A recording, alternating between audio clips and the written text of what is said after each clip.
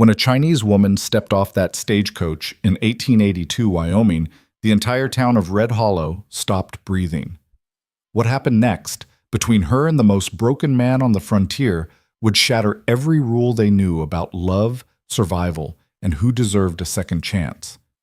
This is a story about courage that crossed oceans, wounds that ran deeper than scars, and a marriage that threatened to burn down everything in its path.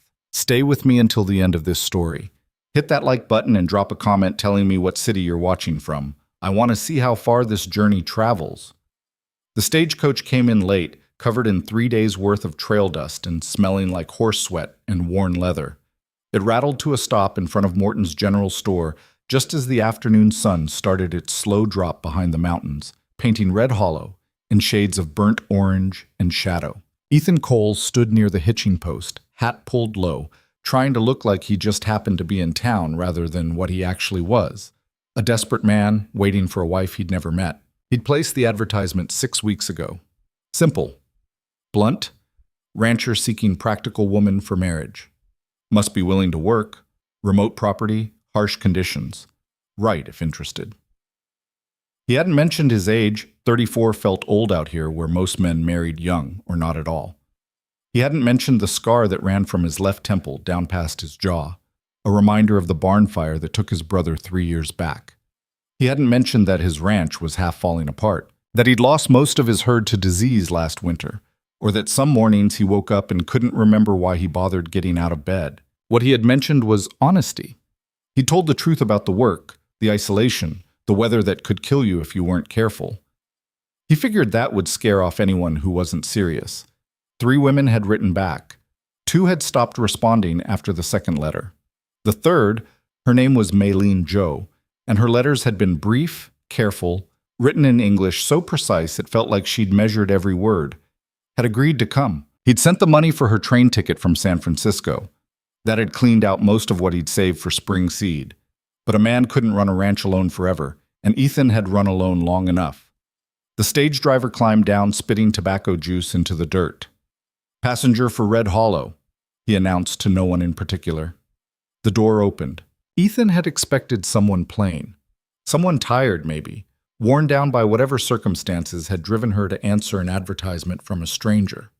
Someone who looked like she belonged to hard work and harder places. The woman who stepped down from that stagecoach didn't belong to Wyoming at all. She was Chinese. He'd known that from her name, from the careful way she'd written about coming from San Francisco's Chinatown. But knowing it and seeing her were different things entirely. She was young, maybe middle 20s, with black hair pulled back in a simple braid and dark eyes that took in the whole town in one sweeping glance. She wore a dark blue traveling dress that had seen better days but was clean and carefully mended. She moved with a kind of precision, a deliberate grace that made every gesture look intentional.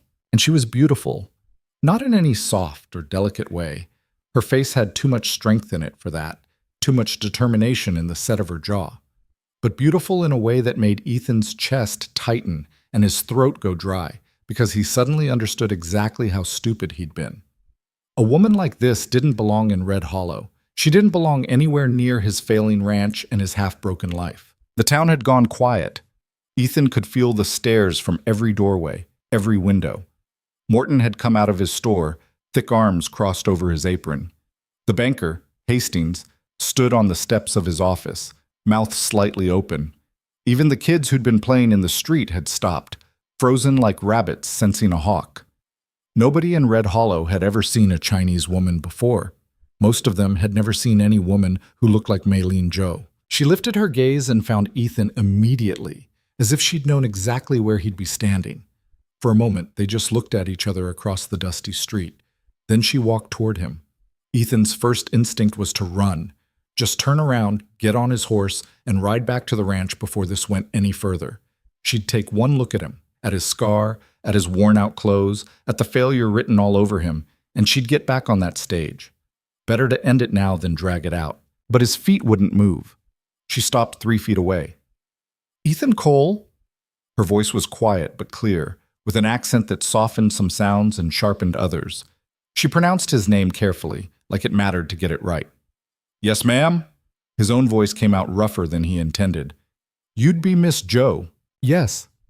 She glanced past him at the town, at the faces watching from every direction, then back at him. I apologize for the delay. There was trouble with the railroad near Laramie. No trouble. He couldn't think of what else to say. His mind had gone blank. Did you bring luggage? One trunk. She gestured toward the stage driver, who was already hauling a battered leather trunk off the back of the coach. It hit the ground with a solid thunk. Ethan moved to pick it up. It was heavy, heavier than he'd expected. This all you got?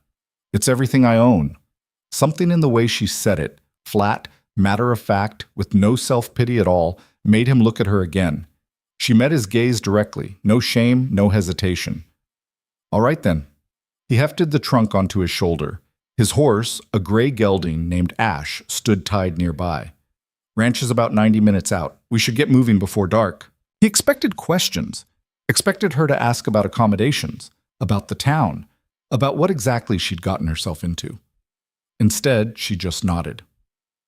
I'll need a moment, she said, and walked over to the stage driver.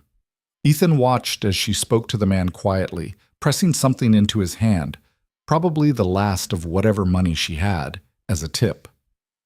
The driver touched his hat to her, looking uncomfortable. When she came back, Ethan had already secured her trunk behind his saddle. You ever ridden? He asked. A little. In San Francisco there was...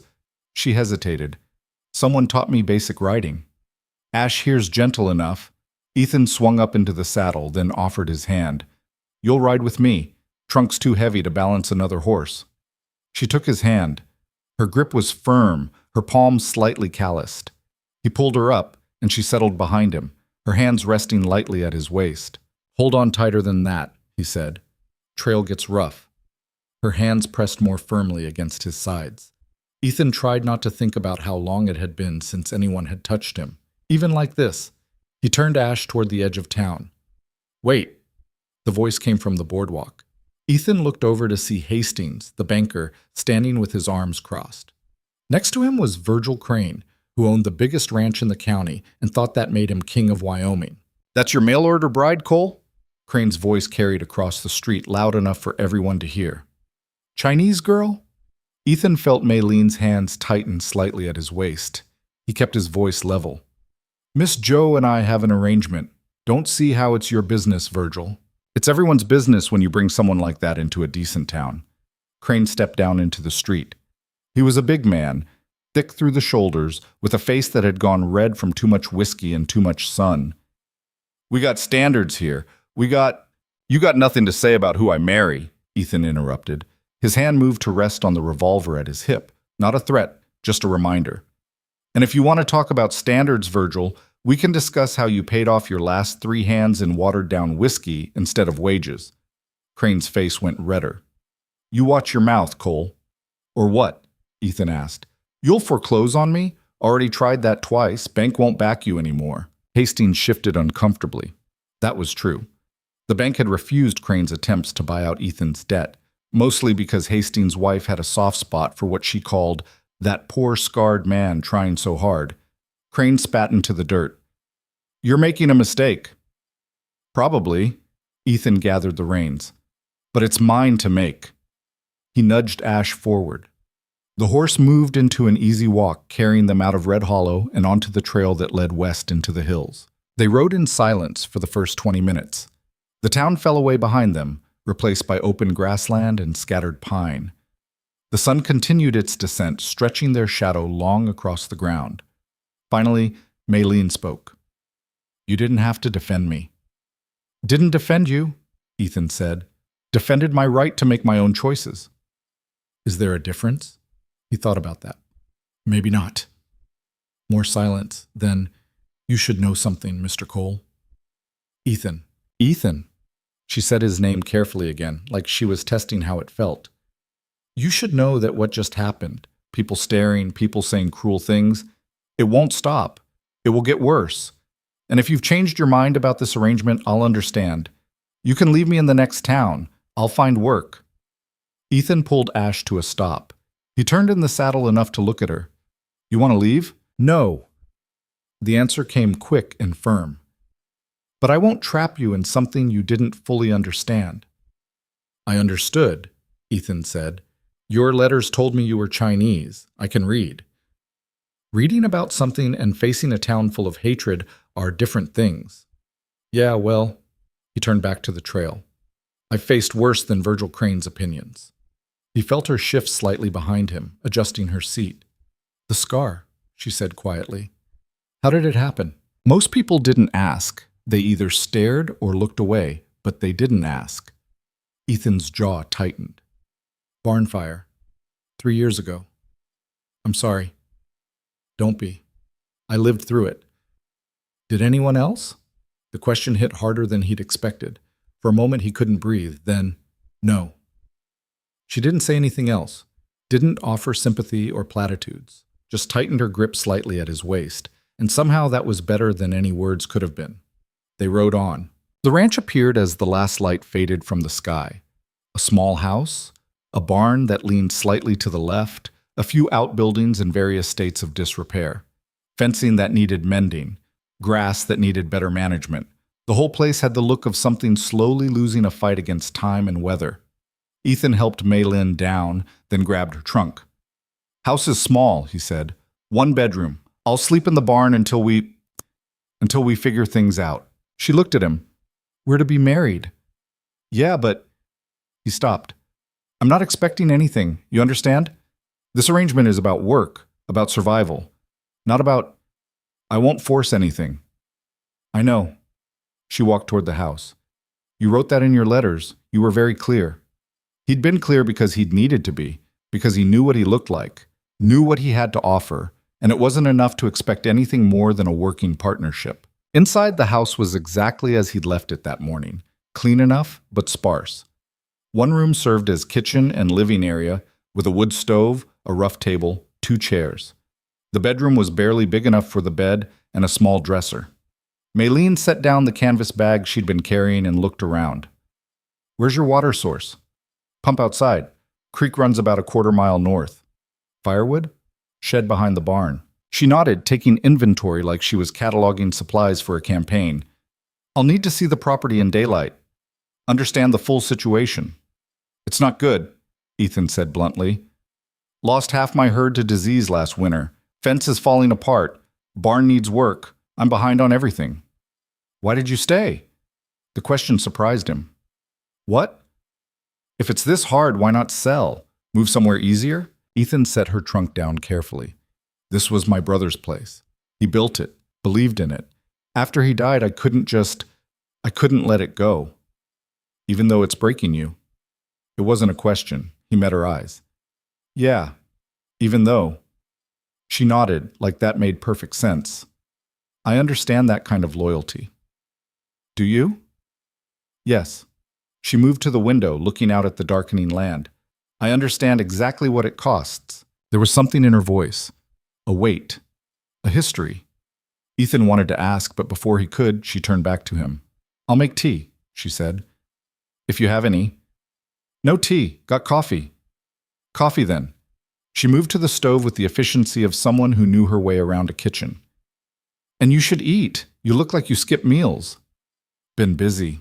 Too busy to eat is too busy to think clearly. She found the coffee pot, the grounds, the water bucket. When did you last have a proper meal? Ethan tried to remember. Yesterday, maybe. She made a sound that might have been disapproval or amusement. He couldn't tell which. Sit. Sit, Ethan. He sat. She worked quickly, building up the fire in the stove, setting the coffee to boil. She found the bread he'd bought in town 2 days ago, the dried beef, the jar of preserves his neighbor had traded for fence work.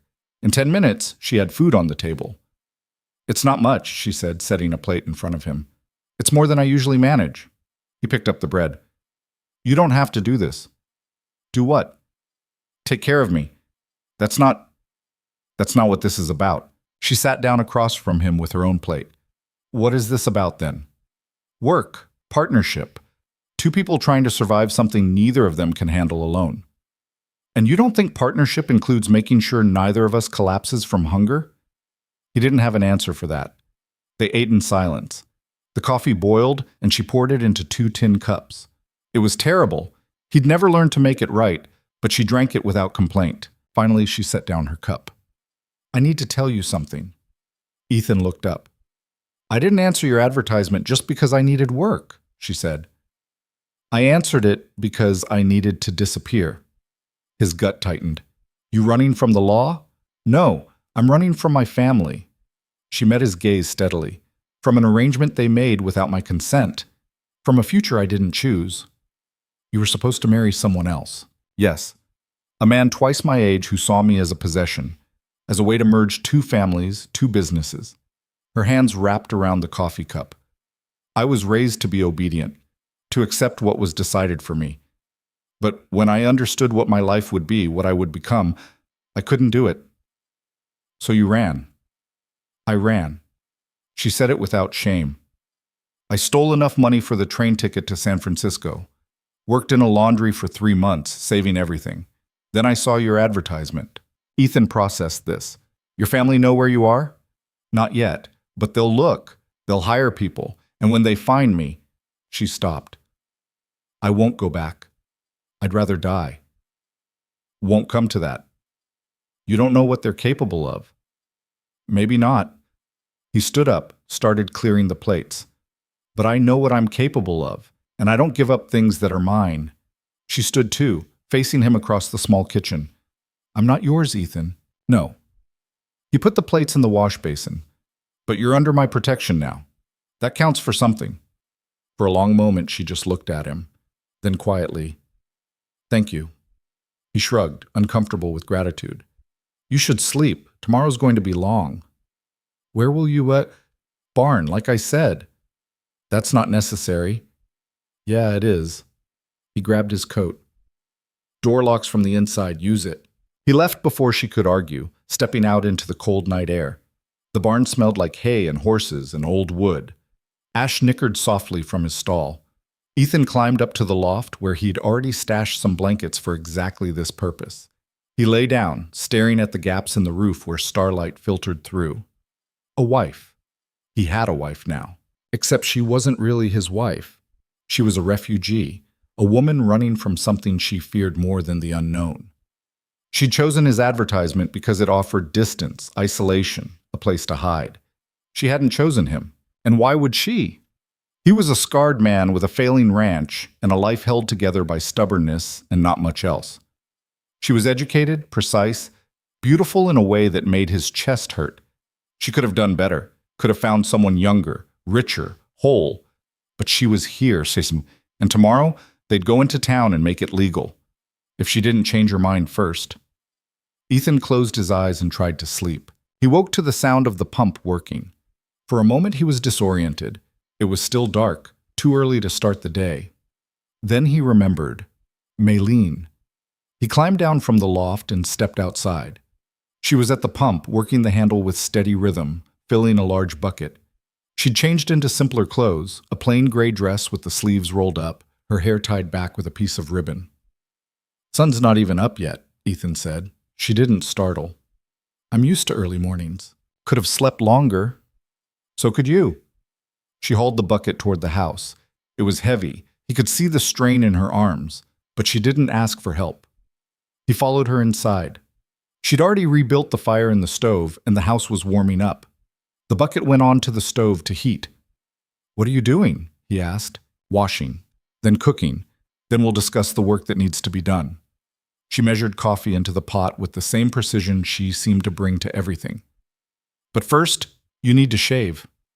What? Shave. She gestured to his face. If we're going into town to be married, you should look presentable. I look fine.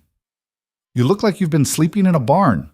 She poured hot water into a basin, found his razor and soap. Sit. I can shave myself. Then do it. She set the basin on the table. While I make breakfast. Ethan sat down, feeling oddly off balance. He lathered his face, started scraping away 3 days of stubble. The scar tissue didn't grow hair right. It came in patchy, uneven. He'd learned to work around it. Maylene moved around the kitchen, cracking eggs into a pan, slicing more bread. She worked like someone who'd spent years in service, efficient and quick. Where'd you learn to cook? He asked. My mother's house. Before she died, I was expected to manage the household. She flipped the eggs with a practiced motion. After she died, that responsibility fell to me. How old were you? 12. Ethan paused mid-stroke. That's young. Age doesn't matter when there's work to be done. She slid eggs onto 2 plates. You understand that. He did. He'd been 14 when his father died, 16 when his mother followed. He and his brother had run the family farm until his brother decided Wyoming offered more opportunity. They'd sold everything, headed west, started over, and now his brother was dead and Ethan was alone again. Except he wasn't. Not anymore. They ate quickly. The eggs were good, better than anything he'd managed in months. When they finished, Maylene gathered the plates. We should go soon, she said, before the whole town is awake to watch. You worried about that? No, but you might be. She was right. He was. They hitched up the wagon. Ethan's only one, and it needed work, but it would carry them to town and back. Maylene climbed up beside him without assistance, settling her skirts. The ride to Red Hollow took an hour. Dawn broke pink and gold across the eastern sky, painting the grasslands in shades of amber. It would have been beautiful if Ethan hadn't been so tense. You can still change your mind, Maylene said quietly. So can you. I won't. Then neither will I. She looked at him. Why? Why what? Why go through with this? You could find someone else. Someone who wouldn't bring you the kind of trouble I'm bringing. Ethan kept his eyes on the trail. You read my advertisement. You know what I was looking for. Practical woman, willing to work. Yeah, and you fit that. That's not why. He was quiet for a long moment. Then, my brother used to say the world breaks people down into 2 kinds. The ones who run toward something, and the ones who run away from something. He said it didn't matter which you were, long as you kept moving. He glanced at her. You're running away from something, I get that, but you're also running toward something, toward a choice you made, toward a life you want instead of the one they picked for you. And you? I'm too tired to run anywhere, Ethan said. But I'm still here, still trying, and I think that counts for something too.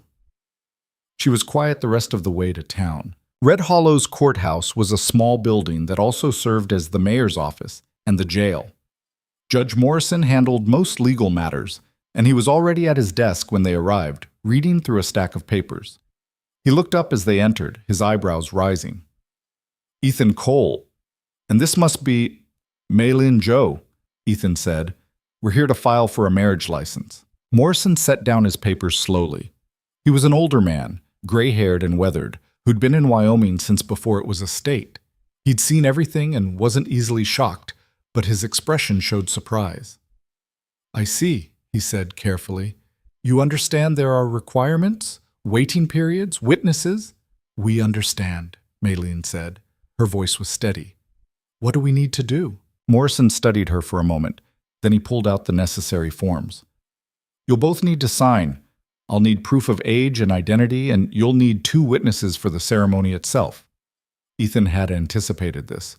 Can you serve as one, and maybe get Morton from the store? I can do that. Morrison started filling out the forms. Though I have to ask, Cole, you sure about this? Yeah. Because there are going to be people who... I don't care what people think, Ethan interrupted. Morrison nodded slowly. All right then. Miss Joe, I'll need to ask you some questions. Standard procedure. What followed was a series of questions designed to ensure she was entering the marriage of her own free will, that she understood what she was agreeing to, that no one was coercing her. Maylene answered each one clearly, calmly, without hesitation. Morrison completed the paperwork, had them both sign, then went to fetch Morton. The store owner arrived looking confused and curious. When he saw Maylene, his expression shifted to something harder to read. You want me to witness this? He asked Ethan. Yeah. Virgil Crane's not going to like it. Virgil Crane can mind his own business. Morton grunted. Fair enough. But you're making enemies, Cole. Wouldn't be the first time. The ceremony was brief and businesslike. Morrison read the standard words, asked the standard questions. Ethan said, I do, and meant it. Maylene said, I do, in a voice that didn't waver once. When it was done, Morrison had them sign the final papers. You're married, he said. For what it's worth, I hope you'll be happy. Thank you, Maylene said. They left the courthouse and headed toward the general store. Ethan needed supplies, seed, tools, things he'd been putting off buying because he couldn't afford them. But now he had help, and that changed the calculation. Inside the store, Morton moved behind his counter while Ethan started gathering what he needed. Maylin walked the aisles slowly, examining the stock. "You need anything?" Ethan asked her. "Fabric," she said. "For mending. And thread, needles, canvas if you have it. I saw your barn roof." Morton pulled down bolts of fabric, showing her what he had. She selected the cheapest options, practical and plain. No luxury, no waste. "You know how to patch a roof?" Ethan asked. "I can learn. It's hard work. So is everything else." She set the fabric on the counter. "What else does the ranch need?" They spent 20 minutes going through supplies. Maylene asked questions about livestock, about crop rotation, about water management. Her questions were sharp, informed. She'd been paying attention, learning. By the time they finished, the bill was more than Ethan wanted to spend, but less than it could have been. He paid with most of his remaining cash. As they loaded the wagon, voices drifted from across the street. Ethan looked over and saw a small group gathered outside the saloon. Crane, Hastings, a few of the bigger ranchers. They were watching. "Ignore them," Maylene said quietly. "That's the plan." But as they climbed into the wagon, Crane stepped into the street. "Hey, Cole!" Ethan didn't respond. He gathered the reins. "I said, hey!" Crane's voice was louder now, aggressive. "You think you can just bring a Chinese whore into this town and call her your wife?" Ethan's hands tightened on the reins. Beside him, Maylene had gone very still. "She's a whore, Cole. Everyone knows what Chinese women are good for. You think—" Ethan dropped the reins and jumped down from the wagon. "Ethan, don't—" Maylene started, but he was already moving. Crane saw him coming and grinned, spreading his arms. "That's right. Come on." Ethan hit him. One solid punch to the jaw that sent Crane staggering back into Hastings. The banker yelped and scrambled away. "You want to say that again?" Ethan's voice was quiet, dangerous. "About my wife?" Crane spat blood. "Your wife! Cole, she's—" Ethan hit him again. This time Crane went down, landing hard in the dirt. The other men backed away. Ethan stood over him. "Her name is Maylin Cole. She's my wife, and the next man who insults her answers to me." He turned and walked back to the wagon, ignoring the pain in his knuckles. Maylene hadn't moved. He climbed up beside her and took the reins. "You didn't have to do that," she said. "Yeah, I did." "Violence won't change what they think." "No, but it'll make them think twice before they say it out loud." He urged the horses forward, and that's good enough for now. They left Red Hollow behind, heading back toward the ranch. Ethan's hand was starting to swell. He'd probably broken something. Worth it. "Your brother," Maylene said after a while. "How did he die?" The question came out of nowhere, but somehow it felt right. Like she knew he needed to talk about something other than what had just happened. "Barn fire," Ethan said. 3 years ago. Lightning strike. I was in town getting supplies. By the time I got back, the whole structure was burning. He'd gone in to get the horses out, saved 3 of them. But the loft collapsed. You went in after him. It wasn't a question. She'd already guessed. "Yeah. That's how you got the scar." "Yeah." He touched his face unconsciously. Found him under a beam. Tried to get him out. Couldn't lift it. Tried anyway. By the time I gave up, half my face was burned and he was already gone. Maylene was quiet for a moment. Then, "What was his name?" "Daniel." "Tell me about him." So Ethan did. He talked about Daniel's laugh, his terrible jokes, his absolute certainty that they could make it in Wyoming if they just worked hard enough. He talked about how Daniel had been the one who always saw possibilities where Ethan saw problems, how he'd believed in things, in hope, in second chances, in building something that mattered. "He would have liked you," Ethan said finally. "Why?" "Because you don't give up. Because you fight for what you want." He looked at her. That's what he did, right up until the end. When they reached the ranch, the sun was high and hot. They unloaded the supplies together, working in the easy rhythm of 2 people who understood that survival meant efficiency. "I'll start on the fence," Ethan said. "You can—" "I'll help with the fence," Maylene interrupted. "It's hard work. Heavy. Then show me how to do it right." So he did. He showed her how to dig post holes, how to set the posts, how to string wire tight enough to hold but not so tight it would snap. She watched, listened, then tried it herself. Her first attempt was clumsy. Her second was better. By the third post, she had the rhythm. They worked through the afternoon, stopping only when the heat became unbearable. Maylene's hands blistered, but she didn't complain. When Ethan tried to suggest she take a break, she just looked at him until he went back to work. As the sun started to set, they stood back and surveyed what they'd accomplished. It wasn't much, maybe 20 feet of fence, but it was more than Ethan had managed in weeks. "Tomorrow we do more," Maylene said. "Tomorrow you should rest. Let your hands heal." "My hands will heal while I work." She started walking toward the house. "Come, I'll make dinner." They ate together at the small table. The food was simple, but good. Beans, cornbread, the last of the dried beef. After dinner, Maylene boiled water and washed the dishes while Ethan sat nursing his swollen hand. "You should wrap that," she said, nodding toward his knuckles. "It's fine." She dried her hands, then came over and took his hand in hers, examining it carefully. Her touch was gentle but firm, professional. "It's swelling badly. You may have broken something." "Wouldn't be the first time." She found a clean cloth, tore it into strips, and wrapped his hand with practiced efficiency. "You can't keep fighting every person who insults me." "Can't I?" "Ethan." She finished the wrapping and looked up at him.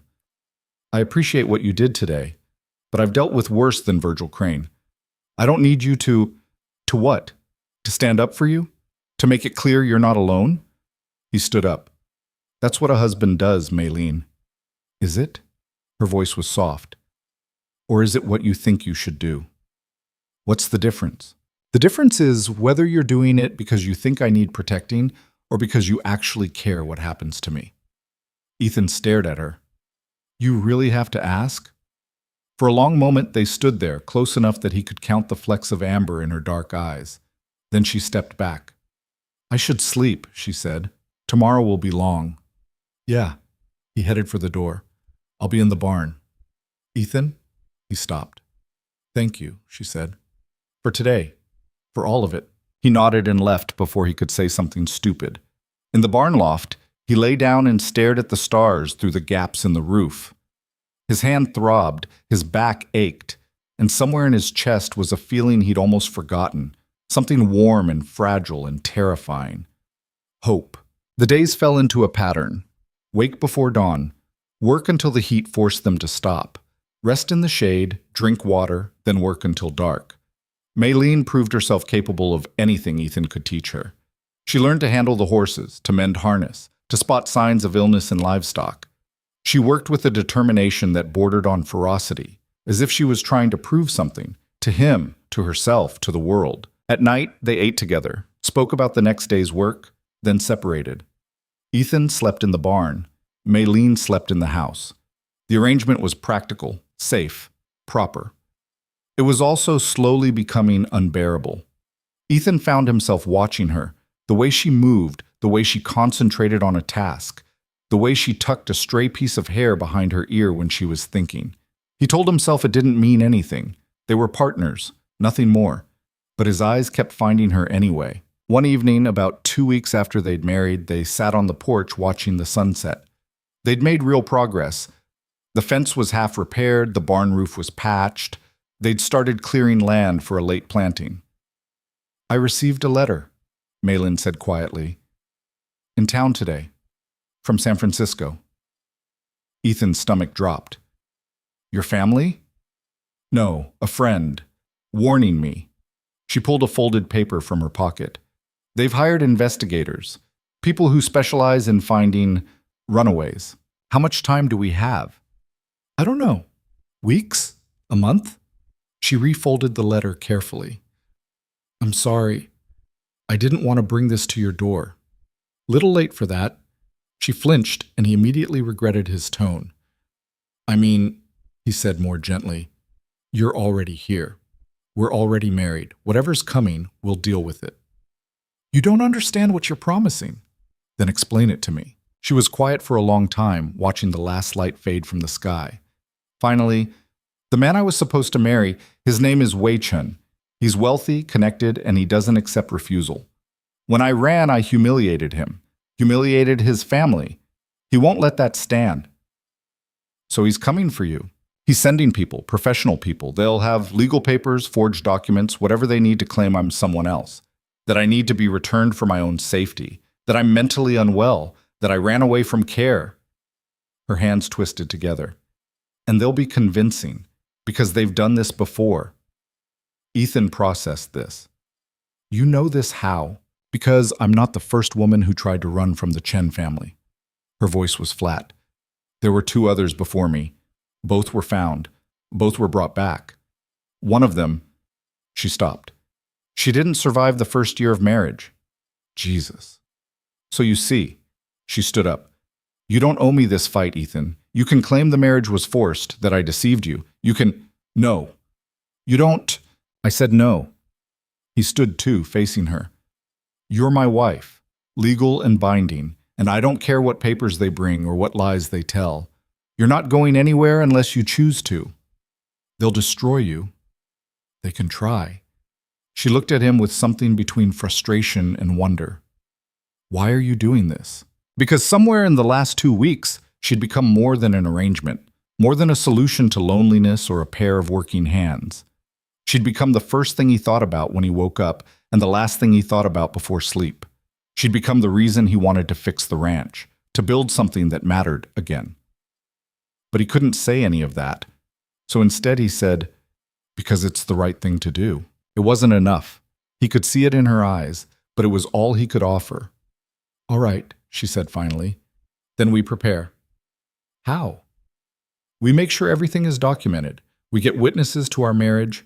We build evidence that I came here willingly, that I've stayed willingly, that I'm of sound mind and making my own choices. She started pacing, thinking aloud. We'll need allies, people who'll speak for us if it comes to court. In Red Hollow? After what happened with Crane?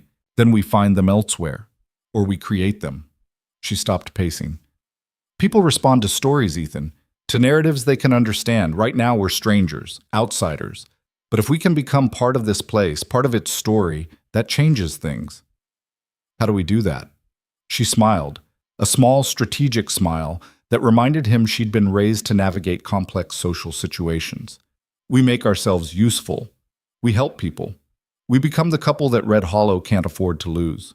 It was a good plan. Smart. But it would take time, and time was something they might not have. Still, it was something, a direction. A fight they could actually plan for. All right, Ethan said, we start tomorrow. They started with Morton. The store owner had been neutral so far. Not friendly, but not hostile either.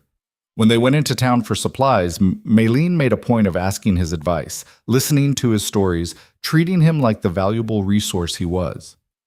Within a week, Morton was warming to them. Then came the Hendersons, the family that ran the boarding house. Their youngest son had been sick, and the doctor was 3 towns away. Maylene showed up with herbs, with knowledge from the traditional medicine she'd learned in San Francisco. The boy recovered. The Hendersons became allies. One by one, they built connections. Ethan helped neighbors with heavy work. Maylene taught women practical skills, preserving food, treating common illnesses, managing household accounts. They didn't ask for anything in return, but slowly, grudgingly, Red Hollow began to shift. Not everyone. Virgil Crane still glared whenever he saw them. Hastings still looked uncomfortable, but enough people started nodding when they passed, started greeting them by name, that Ethan began to think maybe Maylene's plan could work. And through it all, they worked the ranch. The fence got finished. The barn got stronger. They bought 3 calves with money Ethan borrowed from Morrison, who'd become an unexpected supporter. Late one night, 3 weeks after that conversation on the porch, Ethan came back from checking the livestock to find Maylene still awake, sitting at the table with papers spread in front of her. What's all this? He asked. Accounts. I've been tracking expenses, income, projections. She looked up at him. Ethan, if we're careful, we can break even this year. Maybe even profit. That's good. It's more than good. It means we're building something sustainable. She stood up, excited in a way he'd never seen before. It means this can actually work. Without thinking, he stepped forward and hugged her. She went still in his arms. For a moment, neither of them moved. Then, slowly, her arms came up to hold him back. They stood like that in the dim lamplight, holding onto each other like they were the only solid things in an uncertain world. When they finally pulled apart, Ethan saw something in her eyes he hadn't seen before. Something warm and uncertain and real. "Ethan," she whispered. "Yeah?" "I think—" She stopped, started again. "I think I might be falling in love with you." His heart stopped, then started again, faster. "You don't have to say that. I know. I'm saying it because it's true." She touched his scarred face gently. "I didn't expect this. Didn't plan for it. But somewhere between the fence posts and the late nights and watching you fight for this place, for us, I stopped seeing an arrangement. I started seeing you." Ethan couldn't breathe. "Maylene, I'm broken, scarred, difficult." She smiled. "Yes, and also kind and loyal and stronger than you think you are. You see yourself as damaged. I see you as surviving. You deserve better than—" "Don't." Her voice was firm. "Don't tell me what I deserve. I'm choosing this, choosing you. If you'll have me. If he'll have her." As if there was any question, as if he hadn't been half in love with her since that first day when she stepped off the stagecoach and met the entire town's hatred without flinching. He kissed her. It was clumsy, unpracticed. He was out of practice and nervous and terrified of doing it wrong. But she kissed him back, her hands coming up to frame his face, and suddenly nothing else mattered. When they finally broke apart, both breathing hard, Ethan rested his forehead against hers. "I've been sleeping in the barn for weeks," he said. "I know. Don't think I can do that anymore." "Good." She took his hand. "Because I don't want you to." She led him toward the bedroom, and for the first time since they'd married, Ethan didn't sleep in the barn. The next morning, Ethan woke to sunlight streaming through the window and Maylene still asleep beside him, her dark hair spilled across the pillow. He watched her for a moment, hardly believing this was real. Then he carefully got up, trying not to wake her, and went to start the coffee. He was outside checking on the horses when he heard the sound of hooves approaching. Multiple riders, moving fast. His gut tightened. He walked around the house to see 4 men on horseback coming up the trail toward the ranch. They were well-dressed, well-armed, and they rode with the confidence of people who expected to get what they came for. Maylene appeared in the doorway behind him, still in her nightdress with a shawl thrown over her shoulders. She took one look at the riders and went pale. "Ethan," she whispered, "they're here." The lead rider pulled up about 20 feet from the house. He was Chinese, middle-aged, with sharp eyes and expensive clothes. The men behind him looked like hired muscle. "Miss Joe," the man said in English with barely an accent. "Or should I say Mrs. Cole? I am representing the Chen family. I have documents requiring your return to San Francisco to answer certain questions about your departure." "I'm not going anywhere," Maylene said. "I'm afraid that's not your decision." The man gestured, and one of his companions pulled out papers. "These are legal writs signed by a federal judge. You are required to accompany us to—" "Get off my property," Ethan said.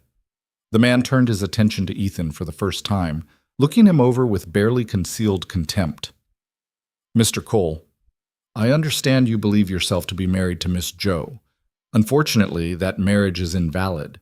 She was already contractually obligated to—" "I don't care what papers you've got," Ethan interrupted. "She's my wife. She stays here." "Mr. Cole, I don't think you understand the situation. The Chen family has considerable resources. They can make things very difficult for you, but if you cooperate, if you acknowledge that this marriage was a mistake, they're prepared to compensate you for your trouble." "How much?" The question surprised everyone, including Maylene. She looked at Ethan with something like horror. The man smiled. "Shall we say $5,000? It was more money than Ethan would see in 5 years. Enough to save the ranch, buy livestock, rebuild everything. "Ethan," Maylene started. He held up a hand. To the man he said, "You come onto my land, insult my wife, and think you can buy me off?" "It's a generous offer, Mr. Cole." "It's an insult." Ethan took a step forward. "Now I'm going to say this one more time. Get off my property." The man's smile disappeared. You're making a serious mistake. Maybe, but it's my mistake to make. Very well. The man gathered his reins. I'll be back with the sheriff with proper authority, and when I return, Mr. Cole, you won't have a choice. They rode away. Ethan watched until they disappeared over the ridge, then turned to find Mei Lin staring at him with tears in her eyes. $5,000, she said. I could have sold my wife? He shook his head. That's not who I am. Ethan, they meant what they said. They'll come back with legal authority. They'll take me, and they'll destroy you for trying to stop them. Then we need to be ready. He took her hand. How long until they can get back here with the sheriff? A day, maybe 2 if the sheriff's out of town. Then we've got time to prepare. He started toward the barn. We're going to need help, and I know exactly where to get it. They rode into Red Hollow an hour later, Ethan pushing the horses harder than he usually would. They went straight to Morrison's office. The judge looked up from his desk, took one look at their faces, and stood up. What happened? Ethan told him everything, about the men, about their claims, about the papers they'd threatened to bring back. Morrison listened without interrupting. When Ethan finished, the judge was quiet for a long moment. You're right to be concerned, he said finally. If they've got federal writs, I can't just ignore them. But the marriage is legal, Mei Lin said. You performed it yourself. I did, and I stand by that. But if they claim you were already under contract, if they claim the marriage was entered into fraudulently, he shook his head. It gets complicated. What do we do? Ethan asked. Morrison sat back down, thinking. We build a case. We document everything. How you met, why you married, the life you've built. We get character witnesses. We show that this is a genuine marriage, not a fraud. He looked at Mei Lin. And we need your side of the story. Everything. What you were running from. Why. What your life was like in San Francisco. All of it. I'll tell you anything you need to know, Mei Lin said. Good. Morrison pulled out paper and pen. Start from the beginning. What followed was hours of Mei Lin recounting her life. Her mother's death, her father's business, the arrangement with Wei Chen, the escalating control and cruelty, her escape. She spoke in a clear, steady voice, but Ethan could see the cost. Every word was a wound reopened. Morrison wrote it all down. When she finished, he sat back and read through his notes.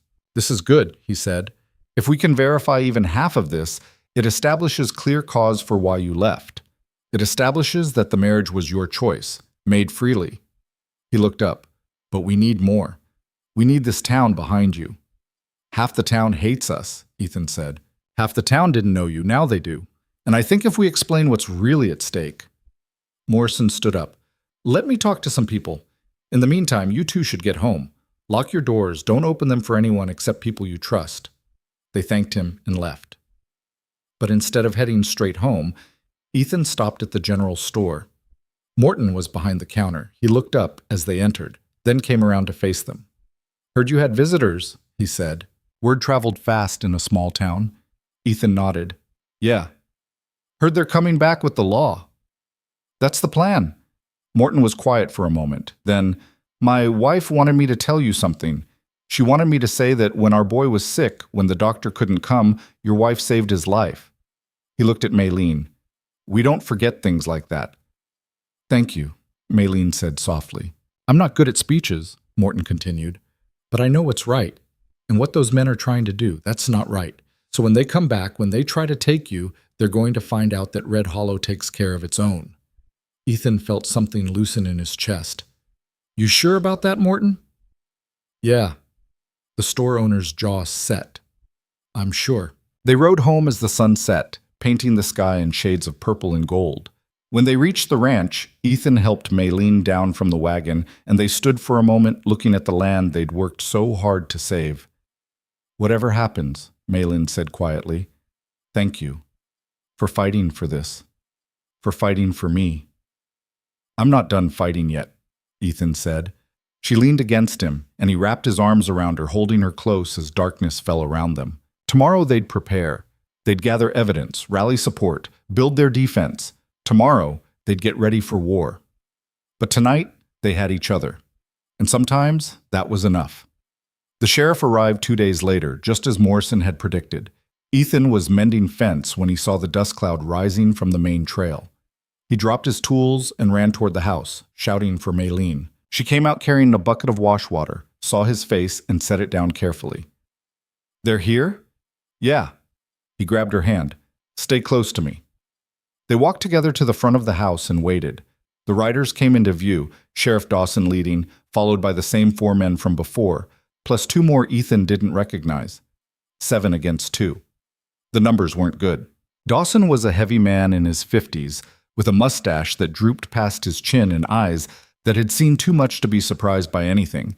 He'd been sheriff for 12 years and had a reputation for fairness, but he was also a man who followed the letter of the law. He pulled up and dismounted slowly, his knees clearly bothering him. "Ethan?" "Mrs. Cole." "Sheriff," Ethan said. "I'm guessing you know why I'm here." "Got a pretty good idea." Dawson sighed and pulled papers from his coat. "I've got federal writs here requiring Mrs. Cole to accompany these men back to San Francisco for questioning regarding," he squinted at the document, "alleged fraud, breach of contract, and theft." "Those are lies," Maylene said clearly. "Maybe so, but that's for a court to decide, not me." Dawson looked genuinely uncomfortable. "I'm sorry, Mrs. Cole, but I have to enforce these." "She's not going anywhere," Ethan said. "Ethan, don't make this harder than it needs to be. You know who these men work for, Dawson. You know what they're trying to do?" "I know what the papers say. That's all I can go by." The sheriff shifted his weight. "Look, if this is all a misunderstanding, she can clear it up in San Francisco, but I can't ignore federal writs." "Those writs were bought," Maylene said. "The Chen family has enough money to buy whatever documentation they need, whatever lies they need told." The lead man from before, Ethan still didn't know his name, stepped forward. "Sheriff, are we going to stand here debating, or are you going to do your job?" Dawson's jaw tightened. He didn't like being pushed. "I'll do my job when I'm good and ready, Mr. Huang. Now, settle down." So that was his name? Huang. Ethan filed it away. "Sheriff!" A new voice cut through the tension. Everyone turned to see Judge Morrison riding up on his old mare, followed by Morton and 3 other townspeople Ethan recognized, the Hendersons, and a rancher named Sullivan who'd hired Ethan for fence work last month. Morrison dismounted and walked straight to Dawson. "Sam, before you execute those writs, I need you to look at something." He handed over a thick folder of papers. Dawson took them, frowning. "What's this?" "Evidence. Character witnesses, documentation of the Coles marriage, and the circumstances surrounding it." Morrison's voice was calm but firm. "I've taken sworn statements from 14 residents of Red Hollow attesting to Mrs. Cole's character, her voluntary presence here, and her sound mental state." Huang moved forward. "This is irrelevant. We have federal authority. And I have jurisdiction in this county," Morrison interrupted, "which means any execution of federal warrants on matters of marriage and contract falls under my review." He looked at Dawson. "Section 47 of the Territorial Code, Sam. You know it as well as I do." Dawson was reading through the papers, his frown deepening. "Judge, this is a lot of documentation. Because this is a serious matter." Morrison gestured to Maylene. "This woman is being threatened with forced return to a situation she fled in fear for her safety. The men pursuing her represent a family with known connections to fraud and coercion, and you're about to hand her over based on documents that were very likely forged." "You can't prove they're forged," Huang said sharply. "Can you prove they're not?" Morrison shot back. "Can you provide independent verification of these signatures? Can you demonstrate that the judge who supposedly signed these writs actually exists?" Silence. Dawson looked up from the papers. "Mr. Huang, I'm going to need you to provide additional documentation, references for these writs, verification of—" "This is outrageous," Huang interrupted. "We came here with legal authority." "You came here with papers," Dawson said, his voice hardening. "But now I've got papers too. And Judge Morrison's right, territorial law gives him review authority." He folded the federal writs and tucked them back in his coat. "I'm not executing these until I've verified their authenticity. That'll take a few weeks." "Weeks?" Huang's composure was cracking. "Sheriff, the Chen family will hear about this delay. They have friends in the territorial government, friends who can make things very difficult for—" "Is that a threat?" Dawson's hand moved to rest on his gun belt, not drawing, just resting. A reminder. Huang stopped talking. That's what I thought. Dawson looked at Morrison. Judge, I'm going to need to keep all this documentation, both sides. I'll send telegrams to verify these federal writs, and I'll review your evidence. Until then, Mrs. Cole stays put. Thank you, Sam, Morrison said. Dawson turned to Ethan and Maylene. You two don't go anywhere. Don't leave the county. Understood? Understood, Ethan said. Huang was staring at Maylene with cold fury. This changes nothing. We'll be back. And when we return, all the character witnesses in Wyoming won't save you. Get off my property, Ethan said quietly. Huang held his gaze for a long moment, then turned and mounted his horse. His men followed. They rode out without another word. Dawson waited until they were gone, then turned to Morrison. You better be right about those writs being forged. I am. How do you know? Because I already sent telegrams. The judge whose signature appears on those documents? He died 6 months ago. Morrison's voice was grim. Someone's using a dead man's authority to kidnap a woman. That's federal fraud. Dawson whistled low. Well, hell, that changes things. He looked at Maylin with something like respect. Ma'am, I apologize for the trouble, but you understand I had to... I understand, Maylene said. Thank you for being willing to verify the truth. After everyone left, Ethan and Maylene stood alone in front of their house. The sun was directly overhead now, beating down hard. That was close, Ethan said finally. Too close. Maylene's hands were shaking. She clasped them together. They'll find another way. Forge better documents, bribe different officials. Maybe. But we've got time now. Time to prepare. She looked at him. Ethan, I need to tell you something. The seriousness in her voice made his stomach drop. What? If this goes to court, if it becomes a legal battle, they're going to dig into everything. Your past, your finances, your brother's death. She paused. They'll use anything they can find as a weapon. Let them dig. I've got nothing to hide. Everyone has something to hide. She touched his scarred face gently. I need to know if there's anything at all, that could be used against us. Ethan thought about it. The barn fire. The accusations afterward, whispered behind hands, that maybe he'd been careless, maybe he'd been drinking, maybe he'd wanted the insurance money. None of it true, but mud stuck whether it was deserved or not. There was talk after Daniel died, he said slowly. Some people thought I might have started the fire, for the insurance payout. Did you? No. Lightning strike. We both saw it hit. He looked away. But the insurance company investigated anyway. Delayed payment for 8 months. By the time they cleared me, half the town had already decided I was guilty. Why did they clear you?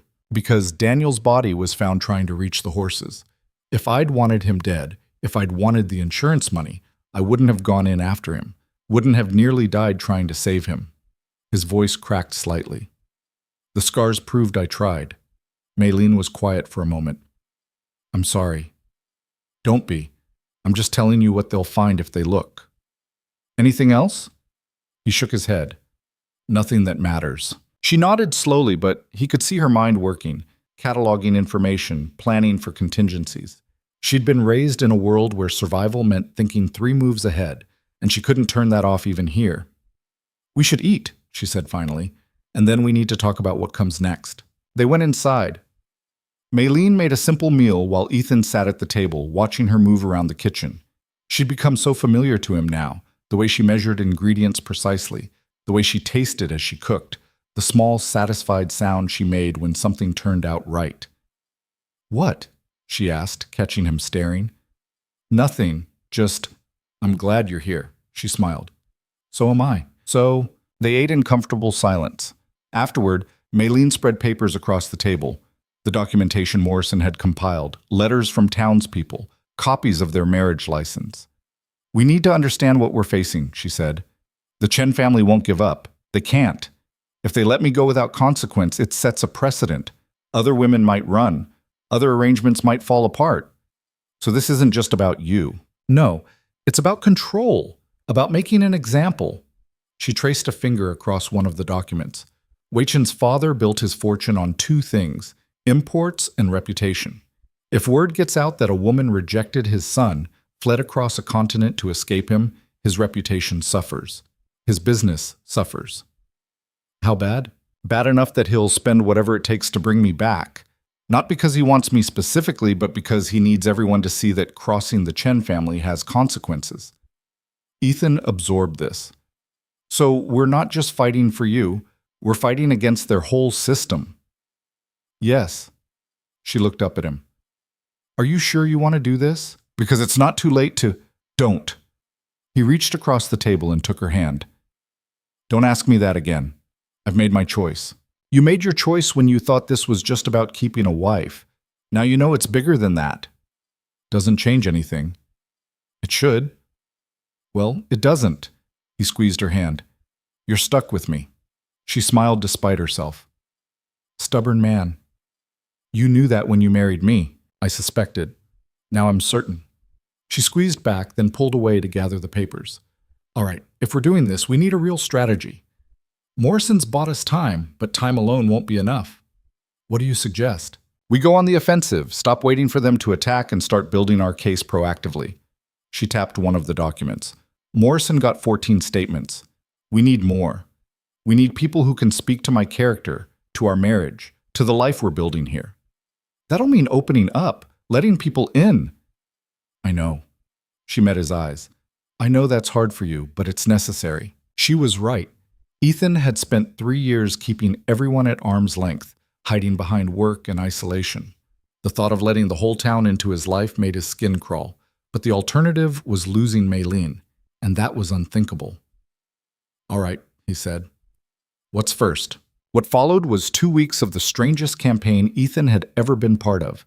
Maylene made lists of everyone they'd helped, everyone who owed them favors or goodwill. Then she systematically visited each one, not asking for anything directly, just being present, being part of the community. She helped Mrs. Henderson with her garden. She taught Morton's wife how to treat her arthritis with herbs. She sat with old Mrs. Sullivan while the woman's husband was away at market, just keeping her company.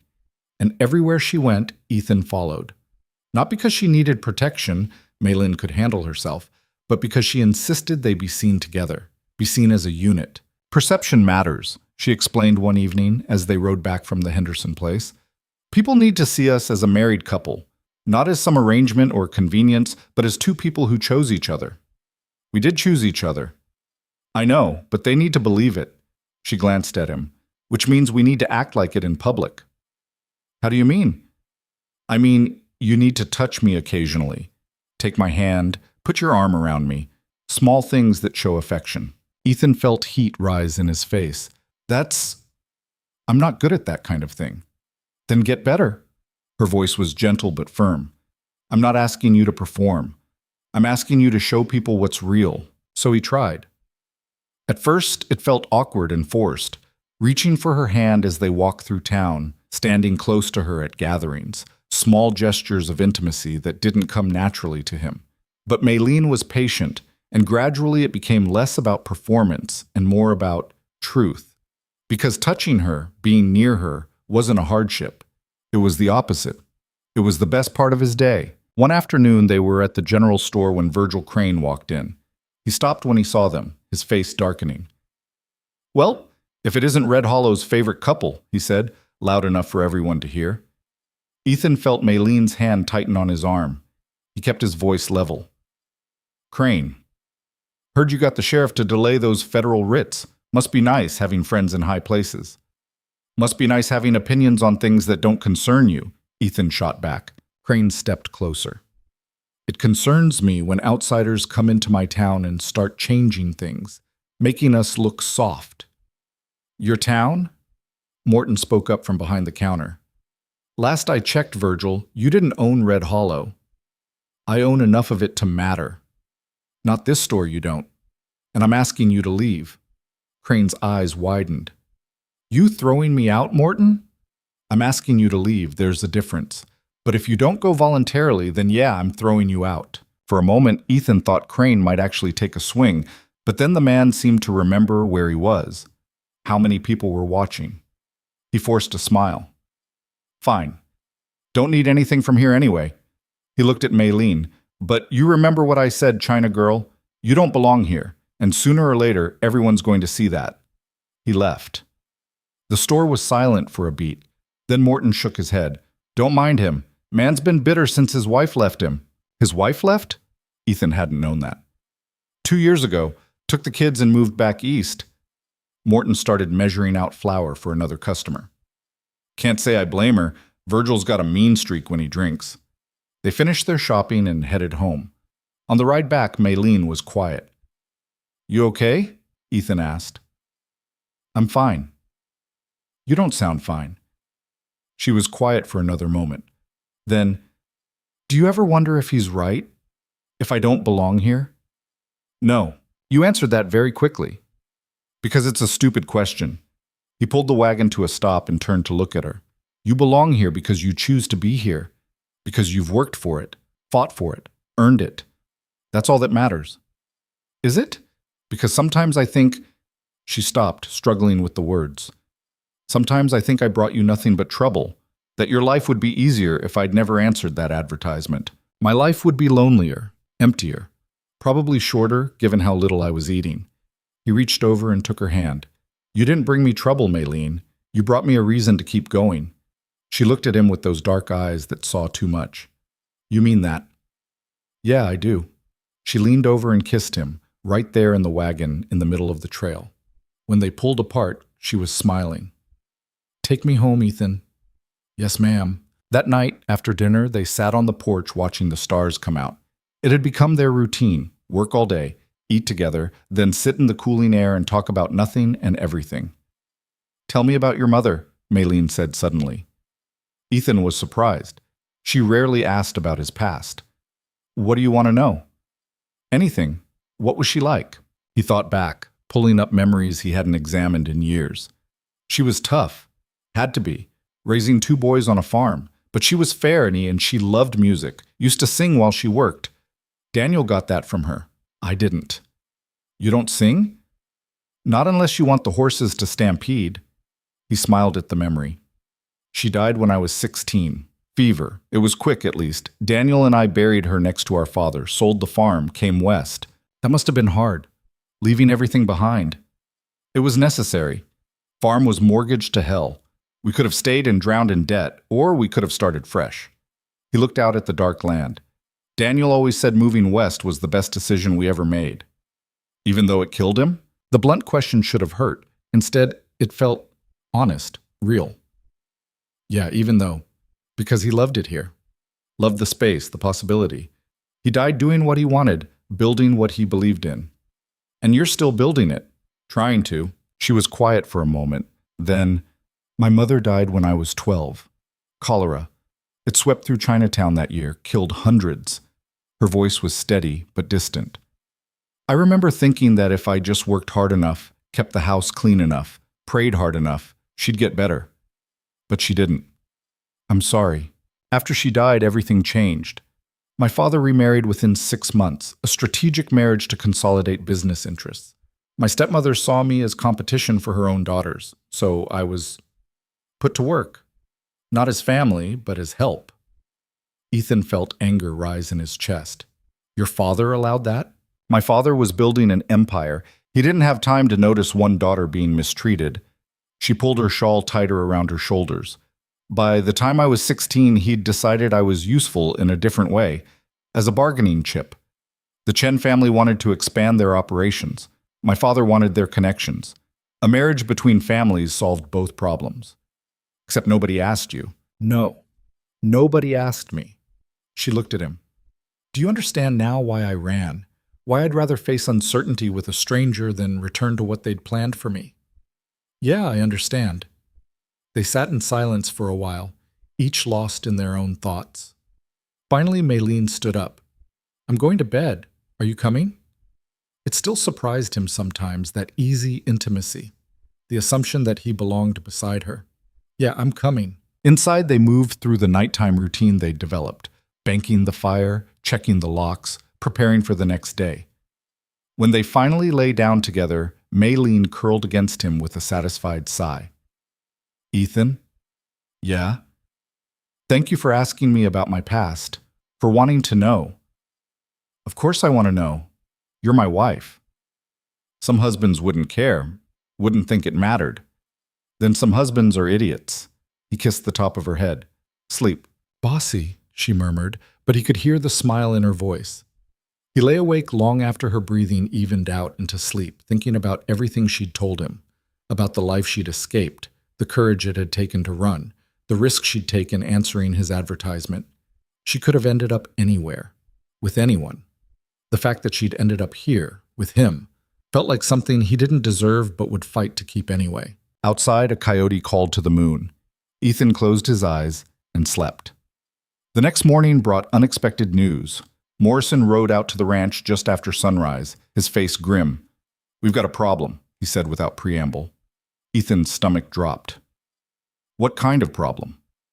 The kind where Huang's hired a lawyer, a good one, fellow named Marcus Webb out of Denver. He's already filed a motion claiming that territorial law doesn't apply because this is a federal matter. Can he do that? Maylene asked. He's doing it. Whether it'll work is another question. Morrison dismounted and accepted the coffee Maylene offered. Webb's smart. He's arguing that because the alleged fraud and theft occurred in California, and because the marriage contract with the Chen family was signed in California, Wyoming courts have no jurisdiction. That's ridiculous, Ethan said. The marriage happened here. I know, but it's a clever argument. If he can get a federal judge to agree, they can bypass me entirely. Maylene set down her cup carefully. How long do we have? Webb's pushing for a hearing in 2 weeks, in Denver. Morrison looked at her. You'd have to appear, both of you. What happens if we don't go? Then they win by default, and Huang gets his federal warrant. Ethan and Maylene exchanged glances. She nodded slightly. We'll go, Ethan said. Good, because we need to go on the offensive anyway. Morrison pulled papers from his satchel. I've been doing some digging into the Chen family, and I found something interesting. He spread the papers on the porch railing. They were newspaper clippings, business records, immigration documents. Wei Chen has a history, Morrison said.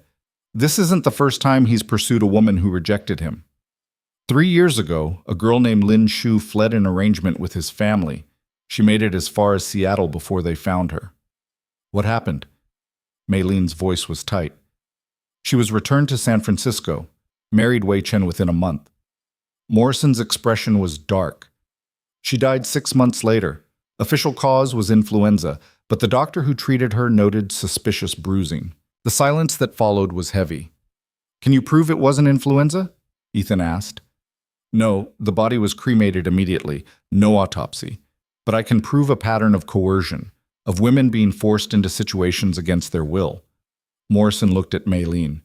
If we can establish that pattern in court, it strengthens your case considerably. It also makes me a direct threat to them, Maylene said quietly. If I testify about that pattern, if I connect those dots publicly, the Chen family will do everything in their power to destroy me. They're already trying to destroy you, Ethan pointed out. This would be different. This would be war. Morrison nodded. She's right. This strategy has risks, but it also has the potential to end this permanently. If we can convince a judge that the Chen family has a pattern of fraud and coercion, they lose all credibility. Their warrants become worthless. Ethan looked at Maylene. Your call. She thought for a long moment, her face unreadable. Then, we do it. We go to Denver, we present everything, and we make sure everyone knows exactly what kind of people they are. It's going to get ugly, Morrison warned. It's already ugly.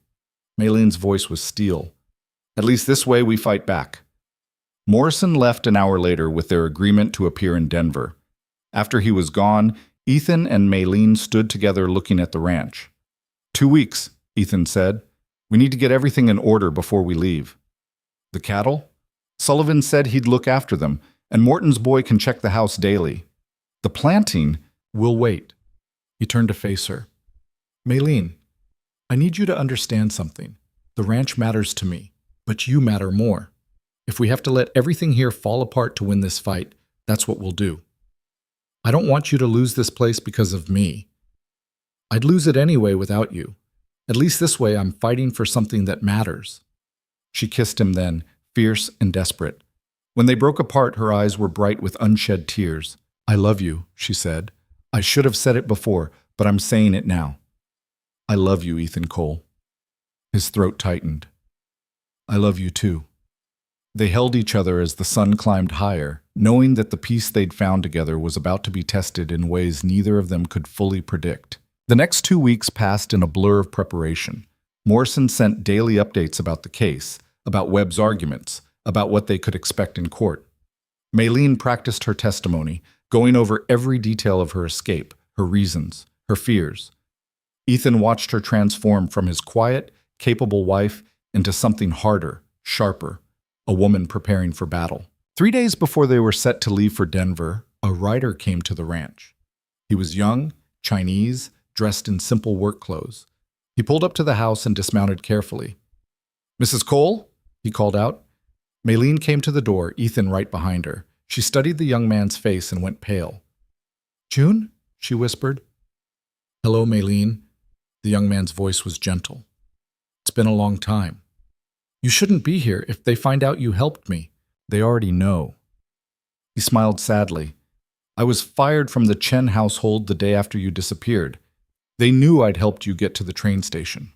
Ethan stepped forward. "Who are you?" "My name is June Lee. I worked for the Chen family for 5 years. Maylene and I—" He hesitated.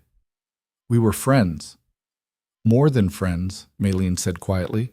"We grew up together. Before my mother died, June's family and mine were close." June nodded. "When Maylene's father arranged the marriage, I tried to talk him out of it, tried to explain what kind of man Wei Chen was. I was beaten for my trouble and told to keep silent." "Why are you here now?" Ethan asked. "Because I heard about the Denver hearing, and because I have information that can help." He reached into his coat and pulled out a small bundle of letters. "These are correspondence between Wei Chen and his father, discussing their acquisition of Maylene. They talk openly about the arrangement as a business transaction, about the dowry paid to her father, about the timeline for producing heirs." Maylene took the letters with shaking hands. "How did you get these?" "I stole them before I left. I thought someday they might be useful. Someday someone might need proof of what the Chen family really is." He looked at Ethan. "You're the man who married her." "I am." June studied him for a long moment. "She wrote to me once, after she arrived here, said she'd found someone decent, someone worth trusting." He extended his hand. "Thank you for protecting her." Ethan shook his hand. "She doesn't need much protecting. She's tougher than both of us." June laughed. "That's true. Maylene was always the toughest person I knew." His expression sobered. "But the Chen family is dangerous. They've already sent word through their networks that you're to be dealt with, that you've stolen their property and must be made an example of." "Let them try," Ethan said. "They will, and they'll be ruthless." June looked between them. "I can testify in Denver. I can corroborate everything Maylene says, provide documentation, explain the internal workings of the Chen family. But once I do, I can never go back to San Francisco, never see my own family again. The Chen family's reach is long." "You'd give up everything?" Maylene asked softly.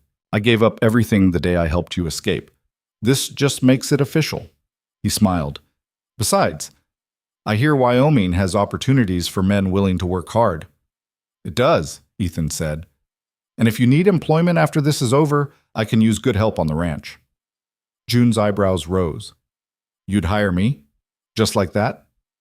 "Any friend of Maylene's is someone I can trust. Rest is just details."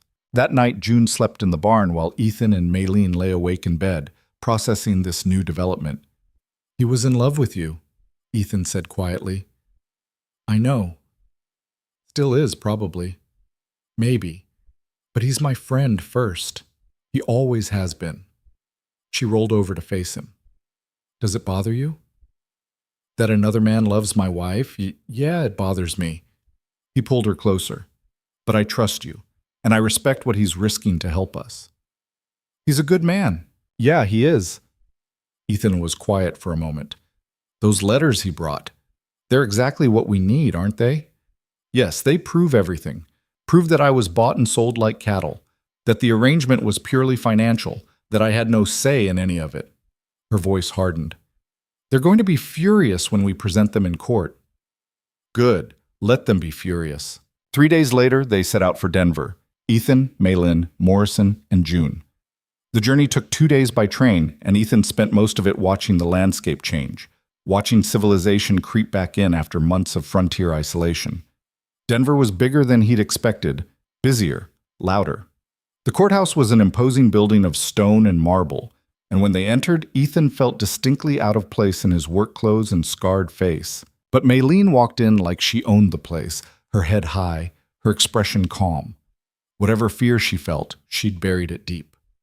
Marcus Webb was waiting in the corridor outside the courtroom, a tall man in his 40s with silver hair and a smile that didn't reach his eyes. Next to him stood Huang and two other men Ethan didn't recognize. "Mrs. Cole," Webb said smoothly, "or should I say Miss Joe, given the disputed nature of your marriage." "It's Mrs. Cole," Maylene said firmly. "We'll let the judge decide that." Webb's gaze shifted to June. "And who's this?" "June Lee," Morrison said before June could answer. "He's a witness. He has documentation pertaining to the Chen family's business practices." Webb's smile tightened. "I see. Well, this should be interesting." They filed into the courtroom. The judge was a stern-looking woman in her 60s named Harriet Stone. She had a reputation for being fair but uncompromising, and she listened to opening arguments with an expression that gave nothing away. Webb went first, laying out his case with practiced ease. He painted Maylene as a runaway who'd stolen money and violated a legal contract. He presented documents showing the arrangement between her father and the Chen family, showing the money that had changed hands, showing her signature on preliminary marriage agreements. "This is not a case of a woman fleeing abuse," Webb concluded. "This is a case of theft, fraud, and breach of contract. My clients simply want what they're legally owed." Then it was Morrison's turn. He started slowly, methodically establishing the timeline of Maylene's escape. Then he called her to the stand. Ethan watched as his wife took the oath and sat down, facing the courtroom with remarkable composure. Morrison led her through her testimony, her mother's death, her father's remarriage, the gradual stripping away of her autonomy, the arrangement with Wei Chen. Mrs. Cole," Morrison corrected himself, "can you tell the court why you fled?" Maylene took a breath. "Because I understood that if I married Wei Chen, I would lose myself entirely.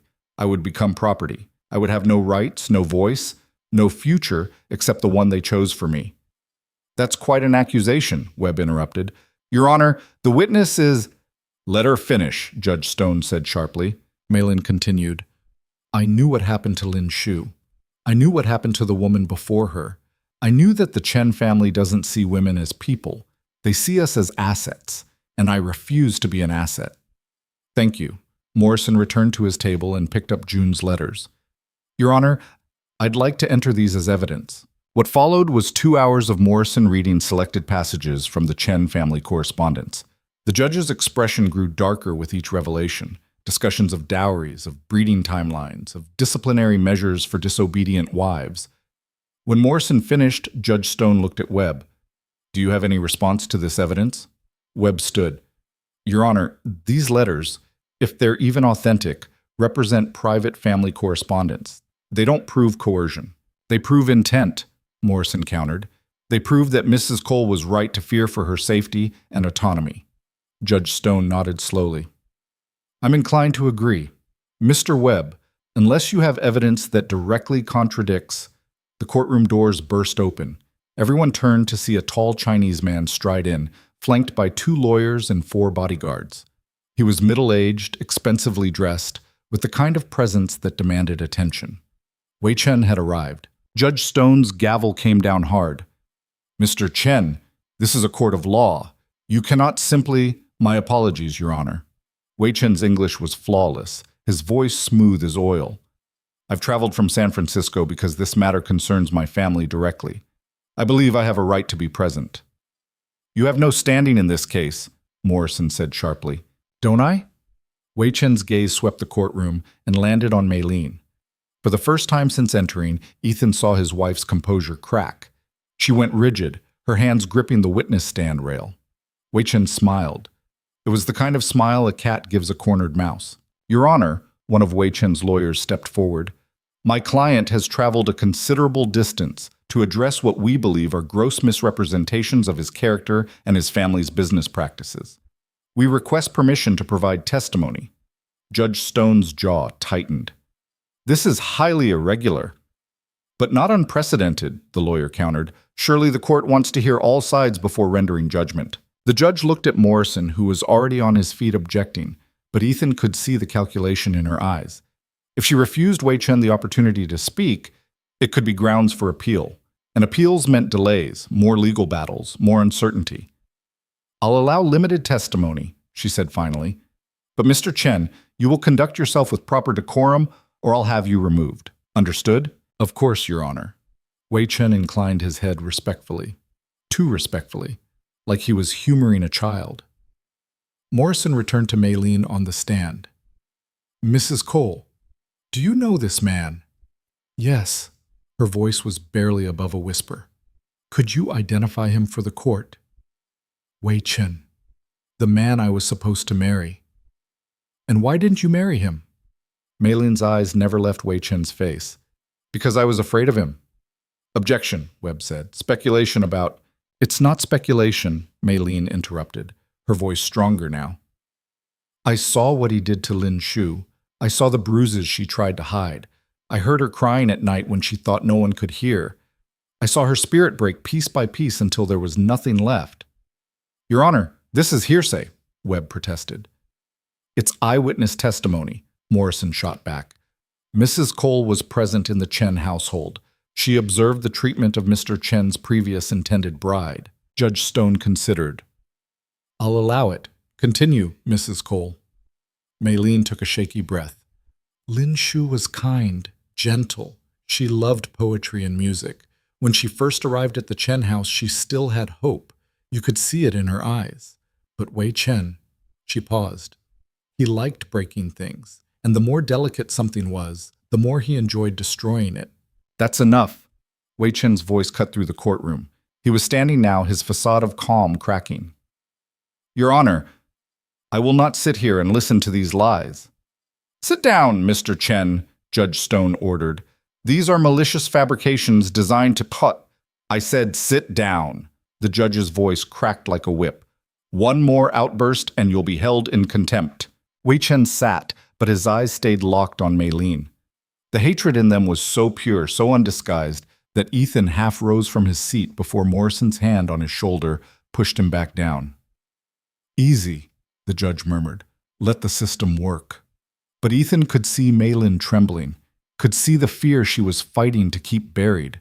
He wanted to go to her, wanted to stand between her and that monster's stare, but all he could do was watch. Morrison continued his questioning, drawing out more details about the Chen household, about the control and cruelty disguised as tradition and respectability. Maylene answered each question clearly, though her voice shook more with each minute that Wei Chen's eyes burned into her. Finally, Morrison said, No further questions. Webb stood for cross-examination. Mrs. Cole, or should I say Miss Joe, since that's the name you were born with, you've painted quite a dramatic picture of the Chen family. It's the truth. Is it? Or is it a convenient story to justify your theft and betrayal? Webb picked up a document. You took $3,000 from your father's safe when you fled. That's documented. Do you deny it? No. So you admit to theft. I took what I needed to survive. You took what wasn't yours, Webb corrected, and then you fled across the country to avoid the consequences. That's not the behavior of a victim, Miss Joe. That's the behavior of a criminal. Objection, Morrison called. Counsel is testifying rather than questioning. Sustained, Judge Stone said. Webb shifted tactics. Let's talk about your marriage to Mr. Cole. When did you first contact him? I answered his advertisement in June. An advertisement seeking a wife. A business arrangement, essentially. Yes. So you entered into a business arrangement with a stranger to avoid honoring a business arrangement with your family. Is that correct? Maylene's hands tightened on the rail. It's not the same thing. Isn't it? Both were transactions, both involved contracts. The only difference is you chose one and rejected the other. The difference, Maylene said quietly, is that Ethan gave me a choice. Your clients never did. Webb smiled. Did Mr. Cole know about your situation when you contacted him? No, not initially. So you deceived him. I told him the truth before we married. Before? Or after he had already paid for your travel? After he'd already invested time and money in this arrangement? Webb let the question hang. Miss Joe, isn't it true that you used Mr. Cole as a means of escape without regard for the consequences to him? No, but Maylene's voice wavered. Isn't it true that you're still using him? That this entire marriage is a fiction designed to avoid your legal obligations? No. Then tell the court, do you love him? The question hit like a physical blow. The courtroom went silent. Even Judge Stone leaned forward, waiting for the answer. Maylene's eyes found Ethan's across the room. For a moment, the entire world contracted to just the two of them. Yes, she said clearly, I love him. How convenient, Webb said dryly. Love that happens to align perfectly with legal strategy. It's the truth, is it? Or is it what you need to say to win this case? Webb turned to the judge. Your Honor, my client has been patient. He's allowed these proceedings to unfold. But the facts are simple. Miss Joe violated a legal contract, stole money, and fled across state lines. No amount of emotional testimony changes those basic facts. Those facts, Morrison stood, ignore the context of coercion and fear. They ignore evidence of the Chen family's pattern of abuse. Alleged abuse, Webb corrected, based solely on the testimony of a woman who has every reason to lie and a former servant who was dismissed for cause. June was dismissed for helping me, Maylene said. Exactly, Webb said smoothly. He was dismissed for betraying his employer's trust, and now he's here presenting supposedly stolen correspondence that we have no way to authenticate. Convenient, isn't it? Judge Stone held up a hand. Enough. We're going in circles. She looked at Wei Chen. Mr. Chen, you wanted to provide testimony. Now's your chance. Wei Chen stood and approached the witness stand. Maylene had to step down to make room for him. As they passed each other, he leaned close enough to whisper something Ethan couldn't hear. Whatever it was made Maylene flinch. Ethan's hands clenched into fists. Morrison's hand on his arm was the only thing keeping him in his seat. Wei Chen took the oath and sat down with perfect composure, his earlier anger completely masked. Webb began the questioning. Mr. Chen, could you describe your relationship with Miss Joe? We were to be married. Our families had an understanding, a traditional arrangement that would have benefited both parties. And how did Miss Joe respond to this arrangement? Initially, she seemed accepting. But as the wedding approached, she became difficult. He said the word like it tasted bad. She questioned traditions, challenged her father's authority, made unreasonable demands. What kind of demands? She wanted time to find herself. Wei Chen's tone made it clear what he thought of that idea. She wanted to delay the marriage indefinitely. She spoke of wanting to work, to have independence, none of which was appropriate for a woman of her station. And when you tried to reason with her, she became more defiant, more disrespectful. Wei Chen shook his head sadly. I tried to be patient. I understood she was young, that she'd lost her mother. But there are limits to patience. Did you ever threaten her? Never. I was firm, yes, clear about expectations. But I never threatened her. It was a masterful performance. Wei Chen presented himself as reasonable, patient, the victim of a spoiled woman's whims. And Ethan could see some people in the courtroom buying it. Morrison stood for cross-examination. Mr. Chen, you mentioned being firm with Miss Joe. Could you elaborate? I simply made clear what was expected of her as my wife. And what was expected? Obedience, respect, the production of heirs. Wei Chen said it like he was discussing a business contract. Standard expectations. Standard, Morrison repeated. Tell me, Mr. Chen, what happened to Lin Shu? Wei Chen's expression didn't change. Miss Shu died of influenza, a tragedy. She died 6 months after marrying you. Yes. And before her death, she was seen with bruises, injuries. She was clumsy, prone to accidents. Multiple witnesses reported seeing her in distress. Witnesses misinterpreted what they saw, Wei Chen said smoothly. My late wife was delicate, fragile. She took ill easily. Fragile enough to sustain broken ribs from a fall? Wei Chen's eyes narrowed. I don't know what you're implying, Mr. Morrison, but I resent the insinuation. I'm not insinuating anything. I'm stating facts. Morrison picked up a medical report. This is from Dr. James Whitmore, who treated Miss Shue 2 weeks before her death. He noted broken ribs, a fractured wrist, and extensive bruising consistent with a fall downstairs, Wei Chen interrupted, which is what happened. My wife was coming down to breakfast when she tripped. I wasn't even present. How convenient. Your Honor, Webb objected. Is there a question here? Morrison turned back to Wei Chen. Did you love Lin Shu? The question seemed to genuinely puzzle Wei Chen. Love? She was my wife. That was sufficient. So, no, you didn't love her. Love is a Western sentimentality. In my culture, marriage is about family, duty, continuation of legacy. And Miss Zhou rejected that philosophy. Miss Zhou rejected her responsibilities, her honor, her family. Wei Chen's voice hardened. She shamed us all. So this isn't about a broken contract. It's about wounded pride. It's about consequences. About ensuring that women understand they cannot simply run away from their obligations without repercussions. The courtroom went very still. Wei Chen seemed to realize he'd said too much. His lawyer stood quickly. Your Honor, my client is tired from his journey. Perhaps we could recess. I think we've heard enough, Judge Stone said. Her expression was unreadable, but Ethan thought he detected distaste. We'll break for lunch. When we return, I'll hear closing arguments. The recess was tense. Ethan found Maylin in the corridor, surrounded by Morrison and June. She was pale but holding together. You did good, Ethan said quietly. Did I? Webb made me sound like a liar and a thief.